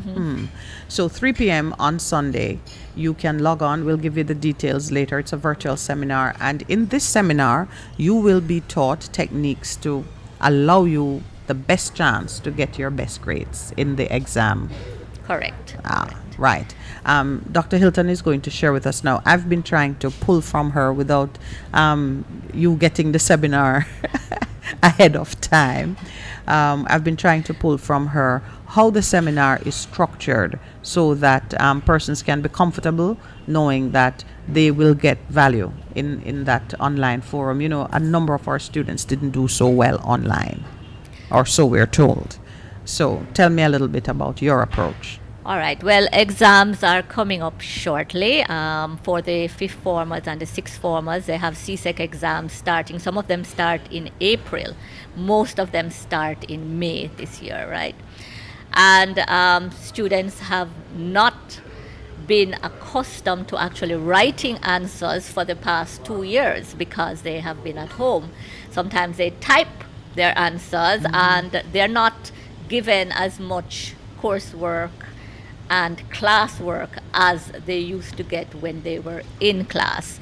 So they are lacking the knowledge about how to effectively answer exam questions.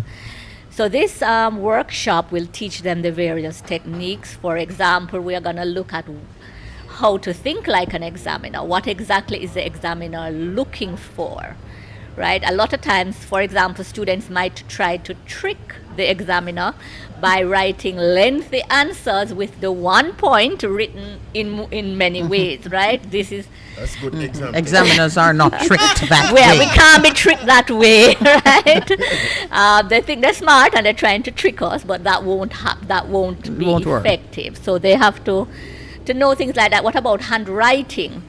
Sometimes the handwriting has to be legible, and these kids have not been accustomed to handwriting because everything has been online, I know. right, and typed. So we have to sharpen their handwriting skills. Some of them, they write very large, and so, you have a limited Space. space on the exam paper, and so you don't get to actually put out enough information. So The you have to handwriting write. keep getting smaller and smaller as they. Right. And then they can't write too small either, because we don't want to have a magnifying glass to read Yes. what is being Those are said. just real practical tips. Right. So, but more technical skills now would be in understanding, interpreting command terms. Now, the command terms or keywords are the words that are actually telling you what is demanded of you in the question, such as describe, explain, differentiate, compare, contrast. A lot of students have difficulty interpreting. So they might have the knowledge, they might very well know how to explain something, but instead they have described. They describe. And so they're not getting the marks. Okay? Also, with graphical questions, I find that students have great difficulty. And graphs are not just for maths, right? It's across the board. It's especially present in the science subjects, but it is also present in some of the art subjects, right? And they're asked to draw a graph. And for example, just this week I had a student, there were 2 sets of plots that they needed to put on the same graph, but they were confused as to how to do this. how to depict seemed it. like an impossible task to them, which really, and they have the knowledge, these are bright students, right? So you have to explain things like that. Sometimes students will see in a question, they ask you to draw this or to calculate, the slope of a line. And they don't realize that this is still asking them gradient. They obviously know how to do gradient, but they don't know how to do slope, but it's the same thing. Slope and gradient, Right. yes. So there are lots of things that they need to be taught. Also, they need to know how to handle their anxiety. We are going to go through that because anxiety is a normal part of the exam process of, preparing Normal on part the of day life. of the exam. Right, but and it's not all bad. A little anxiety is good, right? It's im- adrenaline flowing. right, but if in case, and I do have 1 or 2 students that will actually get nauseous, they can't perform in the exam, and so we have to practice with them, teach them techniques, let them actually do it in a session so that they know what to do in the real exam. I have to ask you this, and you'll see my own bias emerging in the question. What is the continued utility or modern day utility of testing children in this way? The application of exams in a pressure cooker environment, handwriting, and so on. Do you foresee the disappearance of this approach to testing ability? The handwriting aspect, for sure, I think will eventually be phased out because some students are they much prefer to type an answer than to handwrite an answer. However, testing does serve a purpose and will always serve a purpose because it is the way in which teachers can assess learning. No, it's the method Right. of testing I'm The querying, method, okay. not the... Yes, That the test- method of Not testing. testing. will I test you every definitely- day, but I test you on the job. I recognize I'm- that every don't day. I test you That is every why day? I love you so very much, because I'm going through it. You know, as we're going through the fire, we're coming out as pure gold. I'm refining him every day. Pure gold, He pure refines me too, but usually I go first. Pure gold. Yeah. Ladies first. Yes, ladies always first, but Yeah. that's important. So yeah, so I definitely foresee a transformation in the methods the method of of testing. Yes, it Yes, sounds. as time goes by, and especially the pandemic has really taught us that we really do need to go online a little bit more, and So- we are more accepting of it. So I'm shifting to Paula now. Us dyslexics would really like them to do away with that form of testing. Yes, we wouldn't would. We would definitely. What do you foresee? Well, digital content for me, going online more in terms of allowing the learner to learn at their own pace at times is one of the keys to this for dyslexics, allowing us to really go away and create our own interpretation, which sometimes can be very useful in an educational situation, and coming back with another way of doing something or thinking about it, which prevents us from forgetting. So that's important to us as well. So digital content, when I say digital content, what do I actually mean? I mean having videos online that we can watch with the subject matter, which is in line with the curriculum, of course. It has to be in line with that. And being able to have materials online where we can do our testing, see what our results are ourselves at times would be useful, and work out where we're going wrong, because sometimes having someone telling you is not as effective as you just trying to do it Yourself and discovering Yeah. other ways. So digital curriculums and content would make a very big difference to us, because it would also help teachers to evaluate what's going wrong, maybe identify some issues we may be having, but I think that would be a good way forward. Thankfully, we have the opportunity in another project that we are collaborating on to write our own approach and to pursue some maybe experimental, if one could call it Yes. that, approaches to boosting the performance of students, and what you've said about the digital content Right. and the use of even a mobile education lab Yes. that will go to students in their environment where they're comfortable. It's one of the things, but we'll invite you back to talk about that. Okay. I want to mention something that has come out of the recent commissioned report on education, the Patterson report. One of the things they looked at was the extent to which the delivery of education needs to now incorporate more elements of apprenticeship type training, community-based activities, and how did they refer to it? This is where you kind of like you can earn your degree in stages. So they sort of break it into So metered self-paced, portions, or- whether it's to match your pocket Which is or what your you're time, saying in but terms of to ability. yes. I'm taking you off your seminar for a little bit, because if you are, whether through your not-for-profit work or the structured work you do in a corporate setting, you are a part of the emerging policy and the future of education. Share with me, if you can, your views on how we can incorporate more of those approaches in the delivery of education. Have I taken you too far off All script? right, so let me in the Patterson report, they have pointed to the fact that we need to expand how we do education. And so she's spoken about apprenticeship, which is very prominent in countries like Germany. You don't finish high school without learning a skill or something like that. So she's asking, what do you think is the value of that as we move forward in education in Jamaica? Well, Thank you. okay, well, for sure, application of the education. All the time students will come to me and say, Miss, why do I have to learn this? That's where I was Right? going. And so you have to give them real life examples. So for example, because I teach a lot of chemistry and physics, they can't see the application. But once I explain to them and show them something, they say, oh, I didn't realize that, The connection. Right. So we have to teach in a way that connections are made. And I don't believe that a lot of that goes on inside the school system. And then you have to remember, the school system, you have 40 odd children in one class, so it's hard for the teacher. So I can't really blame the teachers. It's just difficult for I never them. blame the teachers, 'cause Right. they have to operate within a structure, and that's Exactly. the structure they're given.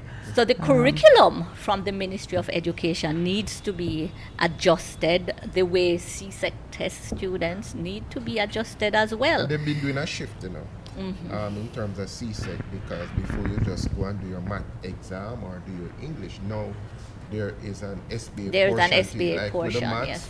my son is doing math this year, and he has had to do a research project in terms of he's chosen statistics. So they have to go out and collect the statistics and what it is, then use the same formulas they've learned in terms of coming up with graphs, plotting it and so on. So I think they've recognized, but they're not moving fast enough. Right, they're not moving They're not fast moving enough. fast Right, enough. Like right. even from my alma mater, they said, okay, you want to see how statistics is applied, go and collect some data. How many cars? Boys love cars. How many BMWs is it pass? And they're doing the data collection and collating them and saying, so that is helping them in terms of seeing how the statistics basic applies to daily living. That's what you're talking Yes, about. and that's excellent. But across the board, That's the what they need to different do. subjects. Right. I mean, they do have SBAs. They do have a project to do for the science-based subjects, Mm-hmm. but a lot of times it's not deep enough, I think, and they have to do it in a very limited time. The resources at Not the available. schools are not available because for science-based subjects, it's lab-based, so you need the different reagents, etc. And a lot of times Most they're of the not times, from available. our time. Well, right. From our time. What overtime? That's a young girl you're talking. No, no, from my time. From our time. It continues to be a problem. Because I the fight truth- with Pastor about that every day. That's all right, but from our time, because we are asking ourselves, have we really shifted in terms of the fact that this for the science subjects, have we resourced the school sufficiently in terms of the laboratories, the reagents, and you're going, oh my, you can't have 10 students doing one lab, and that is a lab that counts for what the 10 students should have, and it's a simpler resource question. That's teaching them teamwork. Yep, really no. I'll take this one so you can. Really, it's not that way. Thank so you. I agree with Thank you. you. And even in the Patterson report, they have asked for a shifting of resources. They said go earlier instead of later, because if you have a good foundation, Early childhood education yeah, being it the makes it being the better for focus. learning, because you've stimulated the children's mind sufficiently so they're ready for higher learning. What do you think? You're educated. What do you think? And what has been your experience coming out of England, I should ask you? In terms of Resources. Are the schools properly resourced, you think? the majority of schools are, and we have teacher assistants as well. So we don't just have a teacher in a class, Oh. but we have teachers who assist in the classrooms. And depending on the level of learning or the students' capabilities, we'll have more than one. So that's one of the things we do have. We have Impossible. specialist teachers who will visit classes to recognize or to help teachers identify students with dyslexia or other learning difficulties. And then we don't believe in pulling those children out of class. One of the things I remember saying to Dr. Hilton was the fact that you had all these, you've got grade 5 and then all grade 7, and then there you've got 7-1, 7-2. We don't do that. Or you have the enrichment room In the enrichment room. where What we- you send the kids who need Yeah. more or less. No, You- they you- stay within the class, Ah. and what we do, we call that inclusive education. Yes. So our the teaching methods and everything they're doing will help every child. So it works for every child. So if you're doing a simple maths problem of addition, and a student can do maybe can do 1,000, figures in 1,000 in adding, but a child can only do tens, then you give the child the tens, you give the concept of learning Absolutely. of what you're doing is the same. It's just that I'm using bigger numbers and you're using small numbers. We don't believe in separating because it creates that idea that I'm different, which is what happened to me. And also, you are preparing them to operate in a society that does not create mini herds. Exactly, When you go exactly. into the workplace, there's no special room for you No. because you think differently, No. unless it's the CEO's floor. and you have to be Exactly. promoted to that. Exactly. But yes, it mimics the real world, and that's what's critical. And so that's what I saw coming out of the Patterson report, that there was a greater intent to match the learning experience with the work environment or the society into which the students are going to then go and be and participate. We were having too many of our employers saying children are coming out or young people are coming out not sufficiently prepared to be useful in the work environment. And back in the schoolroom, students are saying, why do I need to learn this? So nobody's happy. The student don't think what they're learning is going to be useful, and the employer is saying what you're sending out to me is not useful. I have to spend additional money preparing the persons to fit in with what I'm doing. We were talking now about the differently abled individuals who hit the workforce, and if one could say a scale of value. And I'm hearing that dyslexics are now in the CEO. must-have Yes, category yes. of employees. Yeah, in the UK, that they're actually looking for individuals with who are dyslexic because they're more creative. They think outside of the box. They're quite prepared to go into an organization and see things that no one else is seeing and make changes. And they tend to think, first of all, of an idea within their heads and create a total picture. And I mean, I've done this. And then, you'll wake up at 3, 4 in the morning and you'll write it on a bit of paper. And the next day, you'll show it to someone. They'll say, where'd you get this from? It was just here. So in the real world, they say you're dyslexic. In the church, they say you're prophetic. Oh, even better. I think I like the prophetic better. I like the prophetic. I think I prefer that. Yes, I think I prefer that. When I wake up and write something out, just like that, say It's in the prophecy. It comes to pass. Finally we know what Jeremiah and Isaiah They were dyslexic. and those guys were about. Yes. Yeah, they were dyslexic. Sorry, it was just too good to pass. Go ahead. Think outside the box. Yes, think outside the box. Yeah, but that's an interesting fact, and I wanted to highlight it. I suspect Jamaica is not there yet because I've long recognized that countries at different stages of development can have the luxury of doing some things that we can't. When we're still trying to build a house, we're not so fussed about air conditioning and the finishes. And the UK is a bit farther along. So now they are looking for the better mousetrap. We're still trying to get the Yes. mousetrap. What do you think, Carla? I see I inspired okay. something in your head. I hope this helped, but I have had an idea for a while, and I don't think it's a new idea though. But we have a very, very wide cross section of teachers, and we have some excellent teachers that are known as master teachers. Correct. Why can't we have the master teachers doing classes for all students across Jamaica? These are taped, and we have. Oh, you them just gave some age-related technology there. Taped. Okay, all right, okay. To my son, that means Recorded, okay, sellotape, yes. duct tape. Yes, recorded. Remember the big tape? I'm aging myself, okay. With it comes wisdom. So we're not running away from that. Paula understands. So we are, so it's recorded and played for all those inner city communities, those rural communities, with their own teacher present now that can now take it further by now giving them assessments, giving them practice on what is taught in an engaging way, because not everybody has the ability of bringing across a subject matter. But master in an- comes with time and experience, Exactly, and right. yeah, so it's limited. Can I tell you why your idea is not a new idea? Right. Prime Minister P.J. Patterson in 2005, when we created the Universal Service Fund, asked for the first project to be funded from the USF to be e-learning.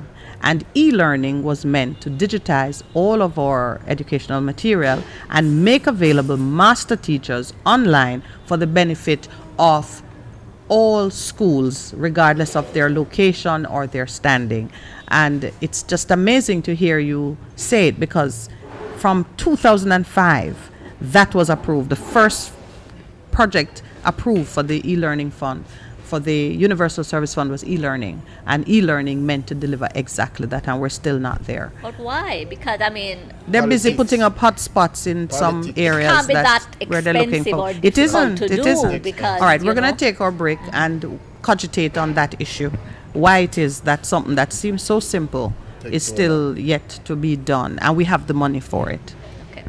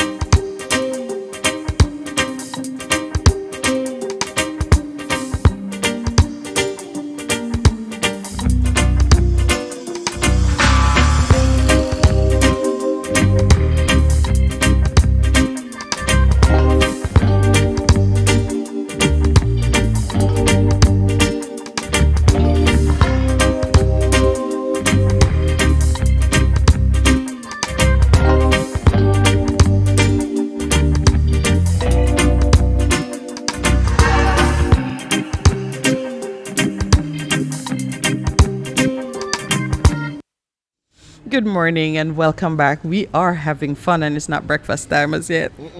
I give a shout out to JD's Urban Pub. But in this segment, before less people think it's a free seminar, and it's because you love us so much, which I know you do. But if it don't cost you anything, then it won't be of value to you. So there has to be a tool. So tell us how to get onto the seminar, the cost of it, and so on. All right, you can register and pay by going to my website, which is www.khylton.com. That's KHYLTON.com. You will find more information about the seminar as well as a button to click to register and to pay. It is $3,000 per person. Okay. And is there a space limitation? Is it like, the first 100 are in? Yes, we are limiting it to the first 100. Oh my We are goodness, trying that was to just a limit random it. guess Right. on my Prophetic. part. Because it might become a little too difficult after Prophetic that. pastor says. Just pick it up. I just pulled it right out of the Revelation and Yes, inspiration. Yes, so the first 100. Prophetic, So yes. yeah, and so it means the parents would do the registration Yes, and the yes, they would do that. right, So they can yeah. just go onto the website, click, and there's some information asked about the student name, etc. And they pay right from the website. And it doesn't mean that only those who are about to sit exams. Anyone can go. No, Any student. anyone, Yeah, because to be prepared. Everybody does some form of examination. It's probably more applicable to the ones doing external exams Yes. because they are the ones that are very anxious and so The on. But limelight. right across the board, everybody has to do a test at the end of June. They all have. You to know, do I tests. feel like even persons who are preparing for a job interview and need to know how to answer questions when Yes. you're being asked a specific question about your experience or so on and so forth. I'm just getting you some more business. What about and tertiary level students? Too? yes. This is of great benefit Yes. to tertiary students as True. well. So we're not really limiting. It's just that I know that the CSEC students are And the the Cape. more anxious, the CSEC Right. and the Cape. Yeah. But it's across the board. As you were speaking earlier, talking about understanding, stepping into the mind of the examiner, I grew curious as to how examiners seek to test on a subject. What are the focal points for them? I mean, take any subject. Take one of yours Yeah, that you tutor in. What are they looking for? A lot of times, questions they are asking for critical thinking skills. All the time. So it might not be, and that's what confuses students a lot because they're taught to think in a box, but they have to think outside of the box For testing for purposes. testing purposes as well as for real life. And So it's for a real- good yes. way of testing them, right? So it's not just regurgitation of material. They have to now apply the information to certain Synthesize scenarios, and bring it from and different- sometimes that really, really baffles Challenges them. right? Mm. And yes, it is a Yeah, challenge. That's important. So you're being tested in a manner that is inconsistent with how you're taught. No, not really. Well, Yes, Oh, because no. because she says you're taught to think in a box. You're taught in a structured way, but you are tested to pull from that information in a non-traditional or in an unconventional way. I'm not so sure because most people. What you're not sure educator. about? No, you're an educator. I am. And in terms of Bloom's taxonomy, that's how people Yes, learn. yes, You yes. start with just regurgitating to the end where you have to bring everything together in terms of synthesizing the information that you have. And most of our educators have been exposed to that. But Yes, Pastor, but you're- not necessarily in the rural communities, and I find that there are problems in certain schools, certain of the the more prominent schools in quotation marks, I went to the same teachers college. No, but you see, saying that a Not thing yet. is saying that a thing is done historically done in a particular way using a particular methodology that is deemed credible by virtue of its longevity and presumed utility does not mean that that is still the best way. It's just the way that was made popular and acceptable at the time. Look at what's happening. The commissioned report says we are finding a disconnect between how students are prepared and what the world requires. And the children are themselves saying, we don't see the purpose behind how we are being taught. It's not relatable to life as I see it outside. I'm asking a question now as to whether or not some of the changes that are required would break up that conventional way of teaching so that the student is being prepared in the way that the world requires them to think. It's what I'm asking. I think the answer is self-evident, but how to do it is going to be the challenge.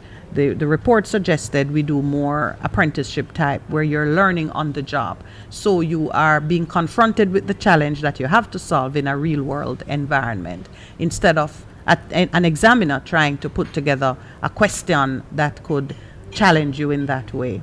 You are correct. And a question comes to my mind that always baffles students. For example, on a past CSEC biology paper, and I'm not quoting it word for word, there was a question that was requiring students to suggest what a male oral contraceptive could do. So we don't have currently a male oral contraceptive, and they were being asked if such a thing could work, was invented, what would it do? What would it do? What would it do? So what's your answer?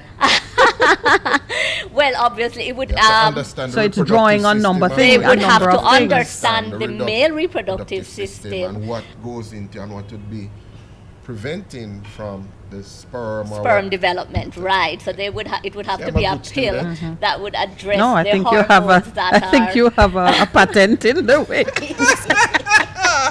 patent to the week that I'm about to expose. Yes, so my lips are sealed on that one. Well, that's just an example to show Right. you how sometimes the questions are phrased, and they are sometimes. That's a good question, actually. It is, Yeah. and it did baffle even the brighter students, so to speak. Yeah. The really knowledgeable ones couldn't really Make the connection. make the Make the connection. connection. You have to understand it, and if it a male contraceptive would be to prevent from. prevent So sperm So at development. what age student would that be? CSEC These are is reformers. These were reformers, students so yes. sitting CSEC exams. Yeah. It was And on a who- CSEC exam. Yes, and who paper. would be alive to some of the social and the cultural implications of contraceptives, and they know what sex is, and they know what yes, you yes, mean. yes. It's by- part okay. of the curriculum for Yeah. so they do learn reproduction, and they do Right. learn about the female contraception and male contraception, but then there is no male oral contraception. So Its time has come. I That see. has come. You just take up. There's some feminist in the CSEC exam cohort that says, I'll Okay, that's what we do. get something, plant an idea here. I just want to. Yes, go ahead. We've been talking about dyslexics, and I've been just curious in terms of the statement you made, and I've got to understand many people are considered as changing the course of history for the better word dyslexic. Yes. And they said these people are not only able to think outside of the box, but they had the ability to shatter the limitations of the current thinking of their day. Yes. And a person that comes to mind is Albert Einstein and what he has done. And they went on to list other persons who were dyslexic in terms of the thing. One of the things that all of these people have in common is that they have the ability to adapt. Those are dyslexic people. They all overcame adversity and managed to create incredible, successful life. So you're saying all women are dyslexic? Oh, Lord have mercy. I just wanted to challenge you with that one. How many women are on the list you're looking I at? was just looking at it. And I See found any notable, any Madame Curies? Madame Curie probably have been one, but it's been dominated by a lot of males, and I'm saying, here we go again. That's because Richard Branson. No, Paid but for no, the Patricia site. Palop. No, there's a woman on it. With an unpronounceable name. Yeah, Patricia Polacco, who didn't learn to read until she was age 14. She suffered from undiagnosed dyslexia until a teacher recognized her disability, and she goes on to become a famous writer of children's books. So that was important. And then people like Steven Spielberg and other people have been chosen to be dyslexic. Yeah, you're in terms competing of with that. the noise from the road. Okay. That is, yeah, but it is. Richard Branson as we've spoken about, created this site. Well, So- since we have 3 women at the table, I'm going to raise the gender issue. I mean, we're in the majority right now. But don't you see even the gender bias in the treatment of some of these issues? I think if a woman is a slow learner or regarded as a slow learner, there's not a mad dash to bring her up to pace. So she might go undiagnosed unless it is extreme, like, at 14 you can't read, and maybe it was a female teacher who took an interest. Did it say that it was a female It was teacher? a male teacher. It said it was a male teacher? just Or you're checking. just presuming it? I'm just Because we'll checking. see another bias here. There is the presumption that the movers and shakers. But I do see the No, it was a potential. male teacher. I do Thank see you, the Mr. potential. Falanka. Mr. Falanka, yes. Yeah. I do see the potential for some of the biases that prevent. Yeah, to be continued to be sustained, Yeah. reproduced because of how the bias that exists in terms of how we go. Because in some countries, girls don't go to school. Yeah, so you wouldn't really know. Pick it up, yeah. So that's true. But I find it fascinating. Mm. Good. So you are a famous person amongst us then, Miss. I would hope so. Oh yeah, no, we know so. We know so.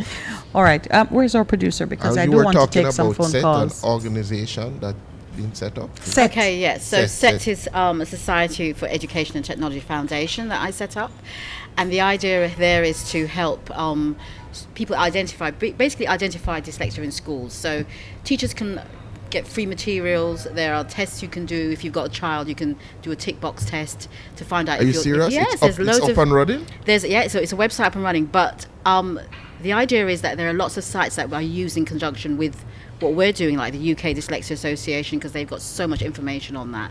And there are free actual tests you can do with a child or for a child to determine if they've got if you've got 10 points and they go past 5, chances are they're dyslexic. Okay. There are different levels to dyslexia. So you've got mild, moderate, severe. So you have to really identify where they are on the spectrum and then work with them there. So people can have very mild symptoms, very sort of, which prevents them from where they can learn to deal with it and manage it.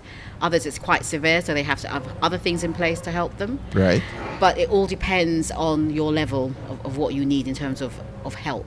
So can you tell us the name of the site? Because It's the UK Dyslexia Association is one of the sites. Made Right. by Dyslexia is another really good one, which you can get free testing as well. And those are the two major ones. There's quite a few more, which I am going to actually get a list.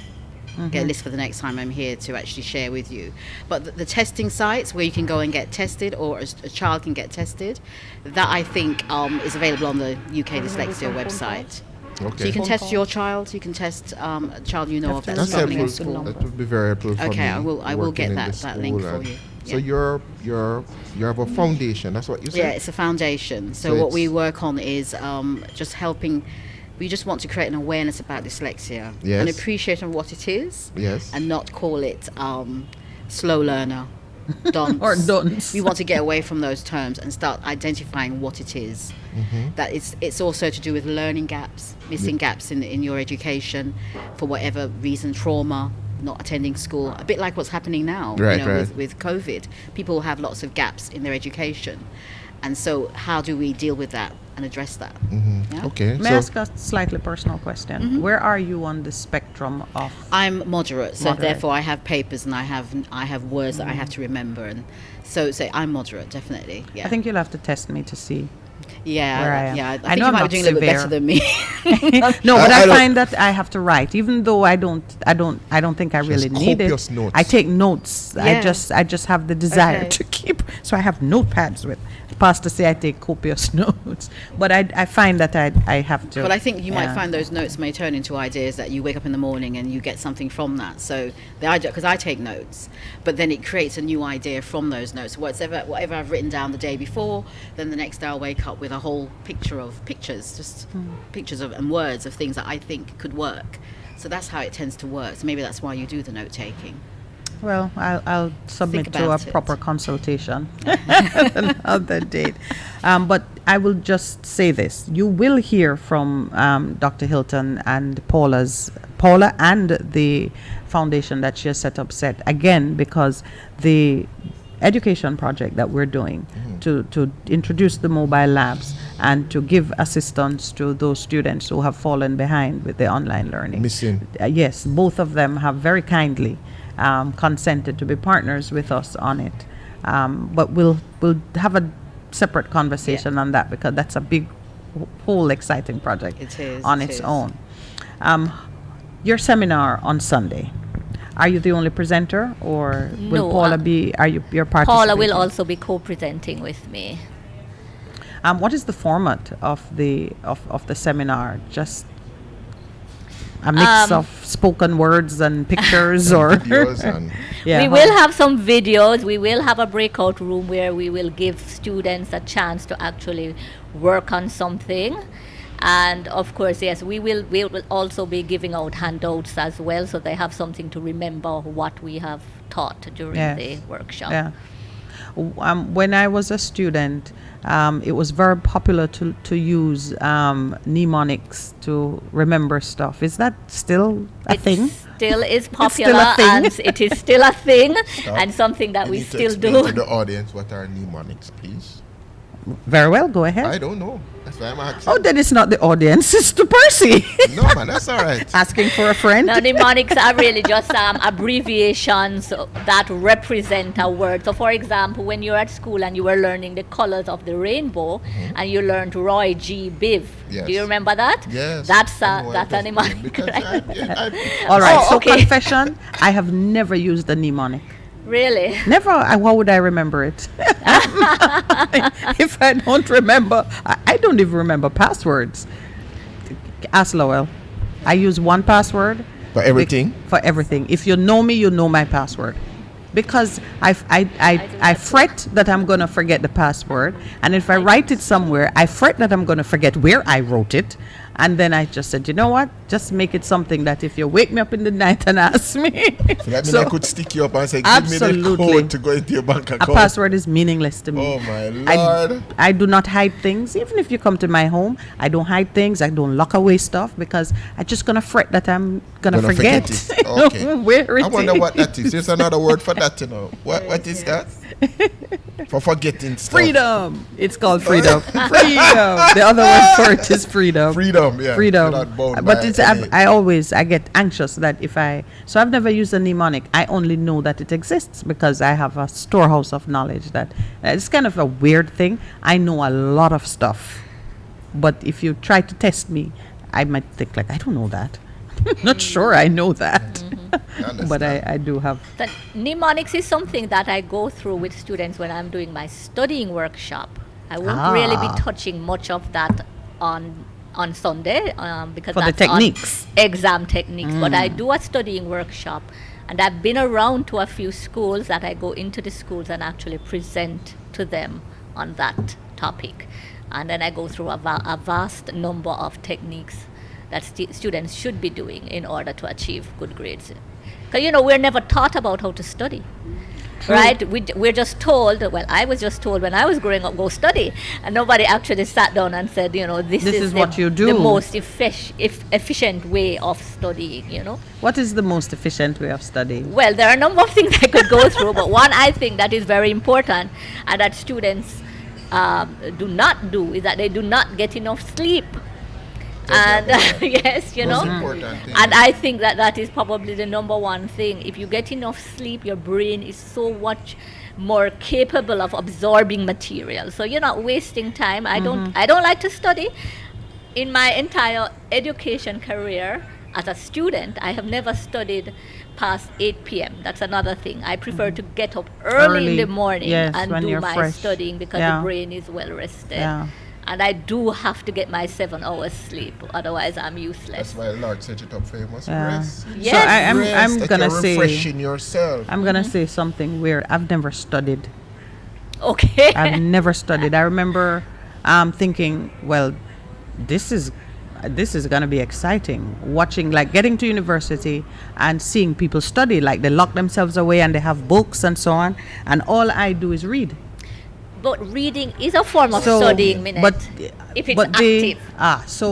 so what I learned from high school is that if I develop a an interest in the subject matter, meaning develop curiosity about it, wanting to know its purpose, how it functions, how it is structured.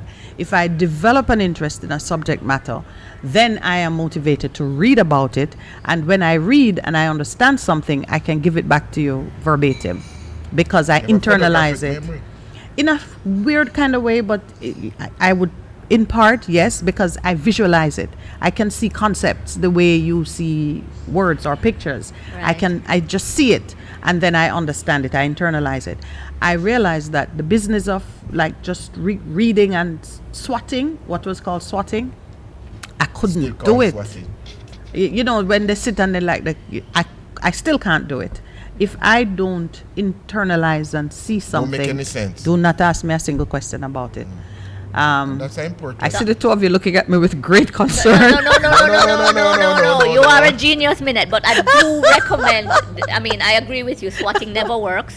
The cramming never works. Mush in your brain. Right. That's just students have to get out of that and try to understand the material. Be as you curious said. about it. Exactly. And see what it is meant to deliver. And that's where teachers yes, come in, yeah. to spark the The- interest, to yeah. let them love the subject. Which is you an know. important thing. So I manufacture a curiosity about any number of things. Literally manufacture it. I just become really curious about. And I see it in our son. I see him get just really engrossed in how a thing works, and he pulls it apart, and then that's it. Finish with it, on to the next. And you would think that's obsessive, but he puts it away and he's on After to the you finish next. with it, yeah. And yeah, so I My understand how that son, works. I have two sons. One says, I'm saying, I don't see you studying. He says, I really don't study. What I do, I get assignments, I work on them, I do it well, so that in the end, when the exam comes, I know it. You before. remember I know it. Yeah, that's with yes, him. right. And so the thing is, for him, and the other one goes, does it, and then I see the grades, and I say, when did you study? Him going,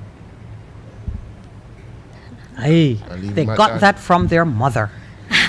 So I'm shifting on you. I'm shifting on you because I see persons in public life, and I often wonder, are they educated people? Their behavior, and then sometimes you hear that they're doctor this and so and so, and most of them are now serving. Some of them are serving as parliamentarians, as technocrats in high places, but their output does not reflect a process of education. What is Sometimes even when you education? hear them speak, or they write, or how they communicate ideas, I become concerned that they did not go through a process of the mind being trained with any rigor. The question is, what is education? Do you share my sentiment? Have you had such a concern? What is education? What is education? Well, yes, you're right. And education needs to be holistic and Right. leadership skills in our young ones. And it's funny that you brought that up because I don't think I mentioned this to you. But we are doing a leadership program. Paul and myself, we are doing a youth empowered to soar And you have program. not Yes. invited us? It's called Yes. And Youth we, empowered to soar. Yes. right. Wherein So we like a want to mentorship. develop leaders now, not no future leaders. We want them to have the leadership skills within them, and everybody has it, but we want to bring it forth right away. And that would include things like communication skills, presentation skills, emotional intelligence, conflict resolution. Big one. Right? So that's our plan for this summer. We want to introduce it as a summer program. We also want to We need to talk. join forces with you, Minette, and go into Oh, the it's communities done. and help to develop them, not just academically. All right. So I love the way Come up to the break. I love the way she That's answered a the good question. question by speaking to the future when our leaders will reflect training and conscious thought and input. All right. We're going to take our 9 o'clock break. When we come back, I would like to open our single line for a few calls. So I'm just going to recite the number so you can prepare yourselves. The number to call, as always on Thursdays, 876-361-6583. Please stay with us. This is the Morning Connection. We're going to be right back.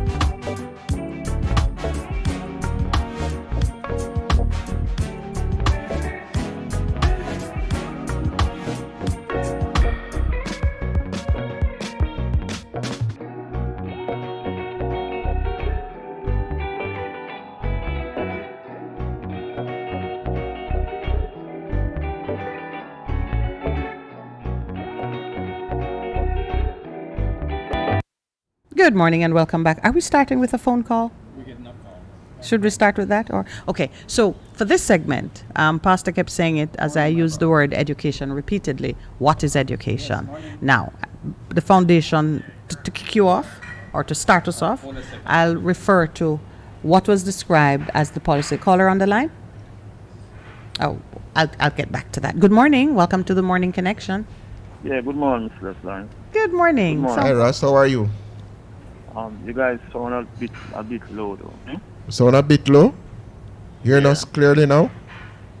Yeah, I'm hearing you clear now, but Okay, go ahead. not much, but it can work. All right. Yeah, all year you guys discussing about slow learning, was a slow learning or Oh, no. We're two things we're talking about. We have guests Yeah. in the house, Dr. Hilton and Paula Dixon, and they are speaking about an upcoming virtual seminar to teach students examination techniques, how to understand, interpret, and give your best answer in the exam environment so you get the best results. But in the course of that discussion, we have looked at a very common and often undiagnosed learning disability, the dyslexics among us, and giving credit to the famous ones who have contributed great things to the world of technology, science, and industry. Because the genetic condition which predisposes them to learning in a different way actually gives them the gift of making some stellar contribution. I feel like language have a lot to do with it, like the language that the person, spoken. Because like for instance, like so Jamaica got patois now. Yes. I feel like the language that the student them speak every day and daily have a lot, Mnemonics Translating. is a good thing too, We talked about mnemonics a while ago, but you're now talking about what gets lost in translation when the student is being offered material in the Queen's English, but they think and speak in patois. That's what you're talking about. Yeah. Ah. We started breaking a while ago, but generally the language that the students speak, they mostly learn faster. But mnemonics is very good. I remember when I used I knew mnemonics like in Spanish, Did you study in Cuba? Yeah. Ah. I remember my Spanish teacher. Like for instance, bread. You bake a bread in a pan, right? Yes. And pan in Spanish is bread. Yes. You know what I mean? Yes. So your teacher would be like telling you that, But the language have a lot to do with it. The language that the students speak daily. The heart language, your mother tongue language. You're breaking up. Yeah, I was saying there was actually a project that was done at a primary school in Jamaica where they taught the children in patois. Somehow I can't hear it. I don't. And they found that their performance was even better than when they did the instruction in English. And that Pastor, they're breaking up, man. I don't know what is happening because I'm speaking. I don't know if it's my end now. Yes, I think it's the connection on your end. Do you hear me any better than you were hearing Pastor? Yeah, I hear you better than Pastor. Okay, well, Pastor was saying that an experiment was done in a primary school in Jamaica here where the children were taught in patois, and the results showed that they performed better when tested because the delivery in the Queen's English didn't work as well for them as learning in what Pastor called the heart language. So you see what I'm saying? Yes. Because the things you do the best, and back to education. Education is what somebody know, That means if a man is a tailor or a man is a pastor, I'm educated towards it. Most people don't know that. Some people think it's just academically. I see. So there is some of us distinguish between education and knowledge, classifying education as the process by which you acquire the knowledge, and knowledge yeah. being the information, whatever it is you have acquired. We were talking about education here because, and I know you can relate to this, when we look at the behavior of some of our leaders, we are not seeing that we're not seeing the evidence of a process where the mind was trained and the critical thinking is evident in how they behave in public space, how they speak, and the decisions that they make. I'm challenging my guests to speak on that with me. Yeah, the leaders don't kind of say it all, because when you look at Jamaica, you know, the amount of how Jamaica produce a lot of, you know, people were in all format, you know, very brilliant, you know, and when you look at the leader, you know, True. the leadership quality in I Jamaica, see your point. There's a disconnect Between that. between, right, yes. All All right, right, Rascal, we're Raspal, gonna thank ask you you to so give much. up the We only line. have the one because line. breaking up. All right. Yeah, all can hear you. Yeah. Okay. All right. The guest can respond though while we wait for the other call to come in. What do you think in terms of what he has said in terms of education and leadership? Because my host is very provocative, so she can go on. That's why I'm in the cold shoulder. Yeah, I understand. Well, you see, education cannot just be about the academics, which I think, you know, that's what our schools primarily deliver, academics, right? It has to be about other skills that we all need as adults in the workforce. And they also need at their levels too. They need to learn how To to survive in their communicate. environment. They do. Everybody needs those skills. So as you were speaking about some of our leaders, perhaps they need to brush up on some leadership skills, you know, learning how to resolve conflicts, common decorum, just how they carry themselves, etiquette, things like that. Those are not really taught in school, so True. you know, but learning is available online, and they can, you know, brush up on these skills. So earlier I was saying that if you're a politician but you came to that job by way of studying law, when you're studying law, you would know that in order for me to be qualified as a lawyer, I need to cover these basic things. And you cover them and you're qualified as a lawyer. You then translate those skills into your job as a politician. I would imagine you would be thinking that my first survival tactic would be to keep my job as a politician. So that job depends on having the public feel that I am at least doing my best for them and meeting certain expectations. And so you would behave accordingly. To me, the process of education would leave you as someone conscious of how to survive in your chosen environment, because you would learn your environment, understand what it takes to do well in that environment. So I get puzzled when I see, for example, I don't think any politician says, well, I'm going to be a politician and resign in disgrace. I don't think anybody says that. That's my... So when I see that happening, I know something has gone wrong, because that couldn't have been your ambition. So I ask myself, how did they not develop the survival skills for that particular job? And that's why I then say, well, About You know. education, yeah. were you educated? So education as a tool for survival. What say you? Is it a tool for survival, or is it an abstract? You just want to know things and it has no it certainly purpose. will help you with survival for sure, because I mean that is how you're gonna acquire a job, make a living, support yourself. There you go. Right? So it is a necessity of life.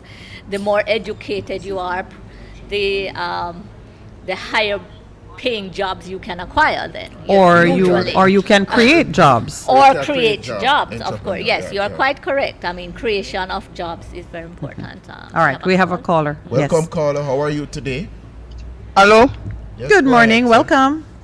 Yeah, good morning, Miss Minute. Good morning, Pastor and everyone. Yeah, you them need academic education is great. Yes. But you still have to feed them with spiritual education. Because even critical thinking, they have to think spiritually too. That means they can solve certain things that they have to fight. True. You know, any disagreement they have, them can So solve like it with resort righteousness. to. It is Right. righteousness, man. Yeah, my righteousness. Yes, miss. So so that is great. So in that one year, so as when me hear talk here, it's not just academic for you. True. I have to give them some other type of So it has to be some spiritual holistic. thing in them. Let them know how to fear the Lord. So in the fear God, even in the parliament as they say, them have education and go to university. But it's not just one way of teaching. So there are many ways of teaching. So yes, me. So it's just that part them want to say. I love it. Thank you so much. But right now still when I say Raspal, did I say him don't give me TV, but he must say that if you know him now, I'm going to say if you span radio for big up yourself, and it's not a good No, thing. no. He still talk to you. But Raspal is your friend, so he's not trying Yeah, to. but if you don't want to give me, you never have to call me on TV, on the radio for say it. You could call me one hour and talk to me, because I talk to me the day before and the day before too. All right, then. All right, right, then. then. So I in know- that country. All right, Jesus. All right. Thank you. Somebody will Yeah, fix man. that. Bless All up. right. All right, my brother. Thank you. Yeah, cool. Yeah. So you see what I'm saying? No, righteousness as named, he has taken on a name that reflects his philosophy, and he believes in being in right relationship with others and living in that way. That's a part of how he has trained his mind. So even to mention conflict resolution, how people, how we use parliament a lot as being kind of like the proving ground of some of these things we talk about. When you look at how issues are dealt with and so on, you're feeling like, okay, these people did not receive the requisite training or have not trained themselves to behave in a way that would lead to survival in their chosen field, although some of them do survive. I would just want to big up Young Pressure and his son. Yes. Young Pressure is out of Pittsburgh, one of our callers online. He just told us that his son, 10 years artwork, old, has been Arimi, that's his name, has been selected to display his piece in a art exhibition that's happening in his era. Congratulations to you, Daddy. Young Brandywine Artist Exhibit. I'm going to check it out online. This is one of our listeners who's in Delaware. And his son has, as we talk about, the achieving excellence, his 10-year-old son. So, Young Pressure, big up to you. You've said you haven't been with us for a long time. I realize now that I haven't seen you online for a bit, but welcome back. Right, so, but education has to be holistic. And I remember a principal, she's now retired, and people are saying, why don't make the girls, I give it away, why don't you allow the students to take as many subjects as they want? She said, we are working with a program of education which is holistic in terms of the morals, the academic, the other social skills, because education is it has to be more than just acquiring knowledge. And we've gotten into this trap that, all right, how many subjects are 15, 21? What is it doing for you? Is it allowing you to, as you have said, compete in your chosen field of study and to do the best that you can do for yourself? So education has to be more than The academics. the cognitive. And also social skills. Sometimes students are overwhelmed with so many activities after school. Yes. And a lot of these are also academic. So Academic. they're doing extra lessons in so many subjects that they have little or no time to actually interact. socialize with their colleagues, play games, go kick some football, whatever it is, because their whole life Revolves around just yes. academics. Yeah. And that's usually the parents' fault. And the yes. Because you person, pay for it. Yes, I that's see. you correct. push them. Yeah. And right. that's why parenting has to be addressed. What it is that we're looking for in our children. I mean, everybody wants their children to do well in school, but that's not all. Is there a component of your seminar that addresses what mommy and daddy should be doing, or In terms of this is- supporting. Not Yeah, for this not for this seminar, but when I do my studying skills seminar, I always invite the parents, because they are the ones that are telling the kids many times to go and study for 3 This or hours that. on end Yes, and not accomplishing I anything. get the fight, man. Daddy, I'm not studying all the time. I said do other things then. But the other things that has happened, the pandemic, is so much screen time. Yes. So that's another thing that this pandemic has just thrown up, the screen time. But then parents still have to, take away the screens at a certain time if necessary. Okay, you spoke about sleep. I said at 10 o'clock, I have a 15-hour. You must be in your bed. You must put away the instruments. Because you need to rest and sleep. Him say, but I don't want to sleep. I say, it's all right. Trust Daddy's wisdom simply because you need to rest. You need to rest, resuscitate yourself, and get up in the morning to do what you need to do. I totally agree with you, Pastor. And if they're not doing it, you might have to physically remove the screens. You know, so I understand that overstimulation with how the use of the screen can impact your health. I can understand parents being rightly concerned, but I get the feeling sometimes that parenting picks its spot in just being contrary. If you're outside too much, your parent wants you to spend time inside. If you're inside too much, they want you to spend time balance outside. and moderation. And sometimes it may be in achieving balance, but I find that a lot of us, our parenting skill just resides in shifting the child away from what the child is naturally disposed to do. In other words, we think that children ought to be doing what they're told to do as opposed to what they want to do. And I watch myself with that sometimes because as a youngster, I read a lot. So it's just so weird because now comes, I guess, the law of averages. You have 7 kids and one is inside reading a lot. And the parents will tell the other 6, why you can't spend some time inside? Reading like minute. But the fact of the matter is now I see kind of the reverse happening. Children are inside, they're online, and they're learning every kind of different thing. And parents become concerned. Not saying unduly, but I kind of keep an eye on how much of it is with just being contrary. No, not being contrary. Play ball.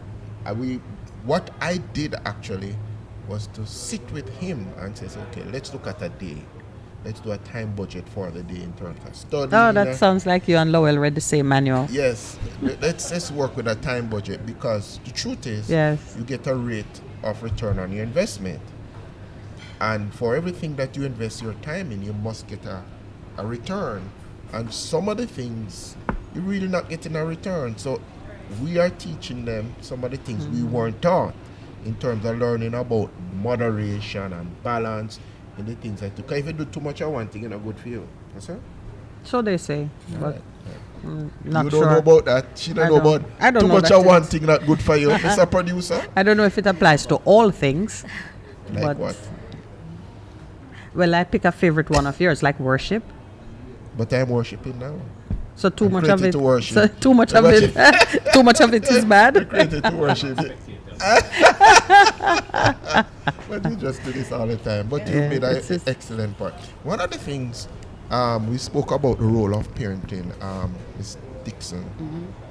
How important is that in terms of people who are dyslexic? How does that help in the process? Oh, it's very important. So if you don't have parents sympathizing with the fact and understanding the issues of dyslexia and what you're going through. I remember once we did a seminar, me and my sister, who's a specialist teacher, and what we did was we created a room where the screen was blurred, and we asked them to write what they saw on the screen, because that's what a dyslexic sees. They'll see a blurred screen, but we said, you need to write what's on the board, on the paper. But so we can't see it. Well, that's not our problem. Get on with it. That's what we're expected to do. And so we put parents through that who were not very sympathetic towards their child in terms of what they were going through, and we gave them time limits. Taking too long. You've got to get on with it. And some people actually broke down. They were actually very distraught about the fact that we were putting them through this, and they thought it was so unfair. So that's how the dyslexic feels. We did other examples of sometimes you're in a class, and I mentioned you're not hearing what's going on, but you're there. You're present, but you're not hearing. So we did that in a muffled way. So they had problems hearing what we were saying, but we were told to write it, and they were very frustrated. That's very graphic. Yes, powerful. So at the end of it, a lot of them were like, very sorry. I'm so sorry that I never understood what you were going through. The idea is to get parents to empathize in a way where it's practical. They're not just telling them, your child's not hearing. No. Can let you empathize and become facilitators of learning instead of just generals in an army cracking the whip. Exactly, cracking the whip. So they now understand. So they now put things in place. They now more patient with the child, and they understand that learning for this person is different. Their child is different, but it doesn't make them not bright or be a part of it. So we did little seminars like that with parents who seemed to think that their child was just being difficult or lazy, or had all these Yes, badges on their lazy. children, It's a you know, good- and yeah. just needs a good slap, you know, and these things are not going to work. Sounds Jamaican. That was going Oh, on that in was England. in Jamaica. This was Jamaica. Oh, This was What's going on Jamaica. in Sorry, you? this is Jamaica. We did a 3-year project called IEC, and IEC, it was basically inclusive education. So we sort of helped just to create awareness and to teach students. But one of the things we noticed there, that students struggled with words like shot, and so when you say the man shot the person, they would type SHUT, which goes back to one of your callers saying the language. I'm going to say no, shot.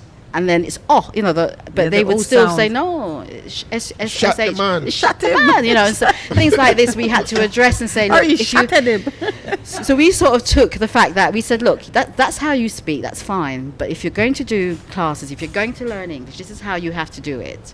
And so they then differentiated So they could between, differentiate and that was between- fine. yes. It's helped, fine it to helped, help. yes, They would yeah, just it say helps. that's the rule. Exactly. And you'll follow the rule, No, but but yeah. there's a difference. And when you're saying it like this is what it means. And when you're saying like that, that's what it means. And just educating the child and showing the differences makes a big difference Yeah, to a yeah. child's Yeah. education. So When- all credit to when I Dr. was in- Herbert Devonish from the language unit up at the university. They were the person who ran Oh, that for that experiment, yeah. yes.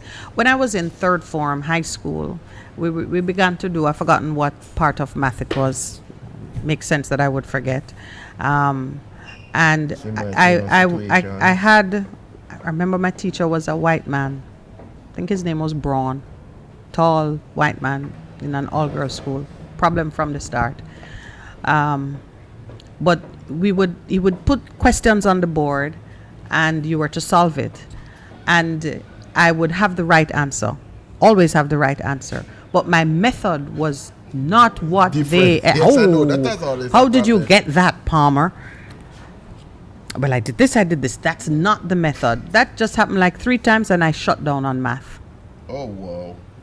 But you watch me do puzzles. Yes, I understand. I look at a jumble and it organizes itself in my mind, and it quickly. happens in like, by 10 seconds I've done 5 words. Do not ask me how. But the minute you start to say, oh, but you have to do it this way, time to take a break.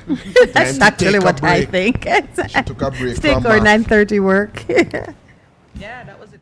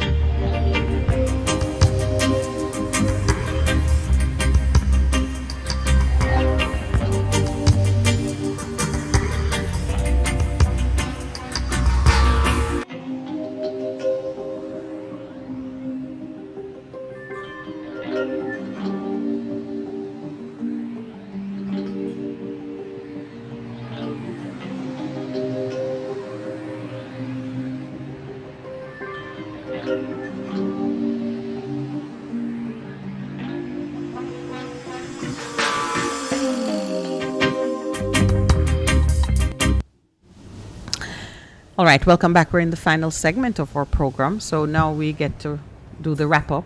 Pastor, you were suggesting a summary.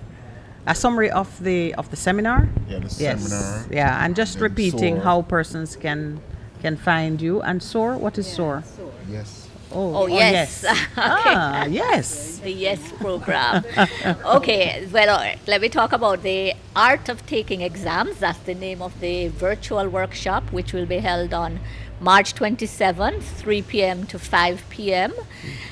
Persons can register by logging on to www.khylton.com. That's KHYLTON.com. The cost is $3,000 per person. We have a maximum of we're taking a maximum of 100 persons. So you We mean will be- I couldn't get a group of 5 persons and do one log on? And the 3 of us are clustered. No? No. If you see more than one of us. Right, we're going to request that your videos are on because we want to see your participation, your Just shift around. expressions. So we'll keep a rotation. Listen, man, we don't beat that gate. Minette, you're giving them ideas. Minette. We I are could being see it, you see. dyslexic. We're being dyslexic. I could see it. Out of the Actually, box. I saw a huddle of 5 persons by one device. Said, hold on. Innovation. Right. You can't think anything. All right, more. so one person per registration. Yes. Oh, yes. boy. And Yeah. we'll be talking about the mind of the examiner, interpretation of common command terms used in the exam questions, interpretation and analysis of graphical questions, what exactly is required. We will also be looking at exam anxiety, which is sometimes very Overwhelming. for students. Yeah. And Pastor mentioned our YES program that we want to introduce during the summer, which is for the youth empowered to soar, and it's going to be a series of workshops. The first one we'll be starting with will be a leadership workshop where we will talk about things like emotional intelligence, conflict resolution. We will also teach students communication skills, Is there an age group? presentation skills. We are aiming for 14 to 18 year olds. Right. Yes, okay. Right. So Excellent. that summarizes basically what I'll All be right. doing. You know, I'm going to make an appeal for you because as you were speaking, I could see some generous corporate sponsor funding you to do this exam techniques workshop free of cost so that as many students as need to participate can participate. I know it takes time and expense to, engineer these workshops, but I think it is ideal for a sponsor to say, let's do this every Sunday until exams and even during exams Or to, even to, going to help. into the schools or or to in go the into cell the and schools doing it now. face-to-face, doing it Absolutely. now to now now, right that now, they are, that- yes. So I'm not sure what funding agencies. It's here now, so I can respond to that. Right, or if you know someone who knows someone, just make a recommendation because I tell you, this is the kind of thing. If when I was sitting exams with my don't study attitude or can't study attitude, it would have been really useful to know that these cues can make life simpler. Do you know? This now is another probably useless but fun fact. The subject I loved the most. When I wrote the exam, I got just like a mere passing grade. And you know why? I knew so much about it that every question that I saw, I could just answer it from 10 different ways. And I ended up running out of time. Wow. I just kept writing. As I wrote something, I say, oh, but this is relevant. Okay. And I'm not someone to even care much about case law because you can always find the case when you need it. But I love that subject so much. I knew all the cases on oh my God, I was like, I was exhausted at the end of it. You must And have been. I did not. I almost failed. I only got a pass grade because I answered like maybe 2 out of the 4 questions, and the Wow. other 2 I had to do point forms Yeah, because but- they permitted you. I- So those techniques are useful. But before you press on, I'm not pressing on. I've retired. you have retired? Yes. I did not retire on me today. Can't. But I was just Speak going to against say, it. just from the morning connection, if there is any parent out there who is listening who would want their child to attend the seminar and can't, we're offering one scholarship. Oh, Oh, that is so excellent. Yes, we're Yes, offering. we'll. Yes, the person absolutely. can, WhatsApp us or Can or send a WhatsApp to this number 876-361-6583. And so do it. It's live. So if you respond quickly, we are offering one scholarship to. Let's make Yeah, it that's two great. because it's two of us. Okay, all right. Yeah, So a two. matched pair. Yes, Maybe okay. a boy and a girl. Yeah. So if you can respond. So let me repeat the number 361-6583. You want your child to participate in this seminar, but you don't have the $3,000 to pay for it. Please send us a text message to 361-6583. Give us the name of the child, and Pastor Percival and I, one boy, one girl, a matched set going into the seminar. The first two that gets First to who us. that gets to us, we'll send Yes. it to them. And All then- right. yeah. So just to support, and then we'll talk some more about. Yes, I think it's an important initiative. We, as you said it, and that's what I believe. We don't tell our children, "You are the leaders of the future." You are the leaders now. Yes, Right yes. now, and we need to give them the skill set. So even for the student councils at schools and so on, the 14 to 18, it will be somebody from third form up to grade Up to sixth form. up to Yeah. sixth form in Right. terms of school, and it could be something that we can talk about. But you further. know, I mean, I know you like to talk about leadership in the context of a man standing in front of or a woman standing in front of. You're leading others. But leadership skills in your own affairs is a very relevant concept. So I have no ambition to lead a group of people. But you know what? lead In my yourself. own affairs, leader I in want to me. exhibit absolutely. Leader in me. Yeah. When I'm procrastinating, I want to get up and say, Minette, get going. And it means something, which, you know, I frequently say to myself these days, to be able to have those skills, whether or not you have ambitions to be doing anything in the public space. Is Yeah. that meaningful? Definitely. We want to teach students to develop their own personal mission statement. Yes. To do vision boarding. So it's all about really, as you said, establishing that leader in me, that leader Before within you them. came on, Pastor Percival and I were talking about running the race. Or were you here when we were talking about the race of life?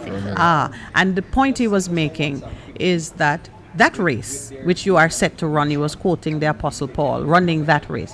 That's a one-man race.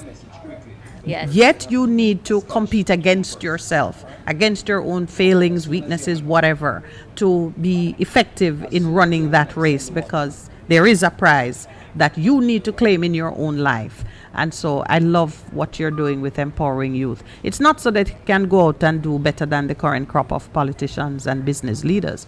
It is so that they can do well in their own endeavors. The other thing that crossed my mind, and I'd love to hear any comment you would have on it, again, on the business of leadership. How do we prepare persons to participate now, not as a leader, in the sense that you are allowing others, but now you know what they ought to be doing because you have the skills, so you can hold them accountable. We have a difficulty with persons holding leaders accountable. We don't know how. We somehow think that because they're leaders, they're entitled. So we are not able to shift our perspective from being a follower to being the kind of follower who can hold the leader accountable because you know what he ought to be doing. It's something that is not really a part of our culture. So, for example, even yesterday I had a group of university students. I was doing a course with them, and they were complaining. We're talking about renewable energy sources, and they were complaining a lot about the fact that why is it, if this technology is available, why are we not using it more here? And nobody, the universities should be playing a bigger role in establishing technology. So I was trying to encourage them. In fact, we were having a discussion for about half an hour about taking a leadership role, playing their role in it. In other They're words, the young university ones. is you. Exactly. And so they need to start lobbying for things like this. And I hope they took my advice. That was just yesterday, actually. Okay. And So as recently as that, Yeah, right. you came upon it. But it is an area of concern for me that we don't seem able to hold people accountable. Even simple thing like I remember one of our callers said he understands and respects his freedom and other people's freedom of expression and his personal space and privacy and so on. But he told us quite humorously that he was on a bus and someone came on and was preaching loudly and disturbing his peace. And so my question was, well, did you say to the person, Right. Yes. can you tone it down, or this is a problem for me? And he said, no, I left it alone. And I think other persons, he said, were in favor of it because it's religion, and people tend to feel that if you permit religious noise, there is some virtue in it, as opposed to profane noise, which everybody finds disgusting if it's religion. But to me, noise is noise. And I was thinking about it and pressing him to see, how do we get ourselves to that point where we have the confidence to exercise our own freedoms and to hold persons accountable if they are acting in an unacceptable way. I know you're going to be teaching leadership skills. I've thrown one at you. Yes. No, you see, we have to build confidence in our students. Confidence is lacking in a lot of them. They're not confident in their ability. They don't assert themselves. And those are some of the things we want to teach them in this YES program, teaching them assertiveness with politeness. It's not that you're going to be rude, you understand? So all of this we want to cover. Yeah. And you know what crossed my mind? Knowledge. This now is where if you are knowledgeable about your rights, you can articulate them with confidence and without hostility, because you are secure in your rights.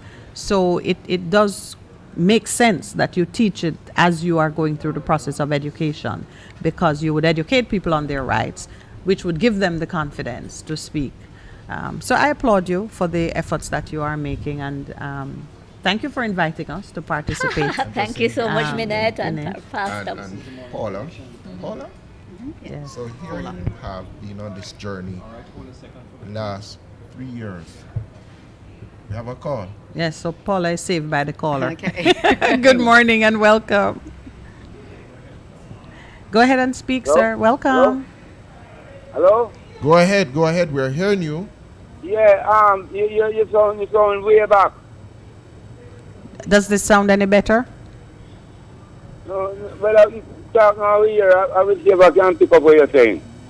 But I'm saying, I think school should be free. People should just get up and send them to school and them things, I just feel so from long time, because sometimes even some of the school them were not supposed to charge. Them in some way they charge, and the people them not have no money, wake up without money and now send them go to school and them get it.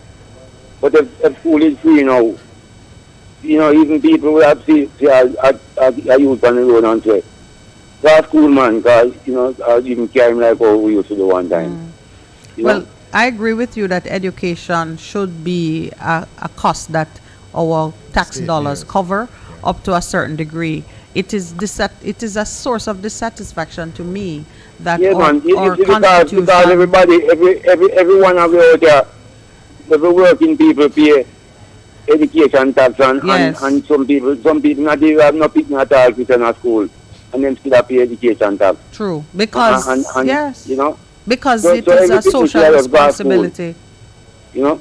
Do you think it should be right up to university, or there's a cutoff point that it should be free? Well, I don't see no cut-off point now, because I come back and work for the country, All right. And so now you wouldn't have no people that go away to go elsewhere to go for work, because would have the things better here. Okay. Words of wisdom. Because would have learn everything what there is to be to teach. Okay. And some of the things that they're not teach it out there, we have to go find and go learn. And all them things there. Are on the roadside. Okay.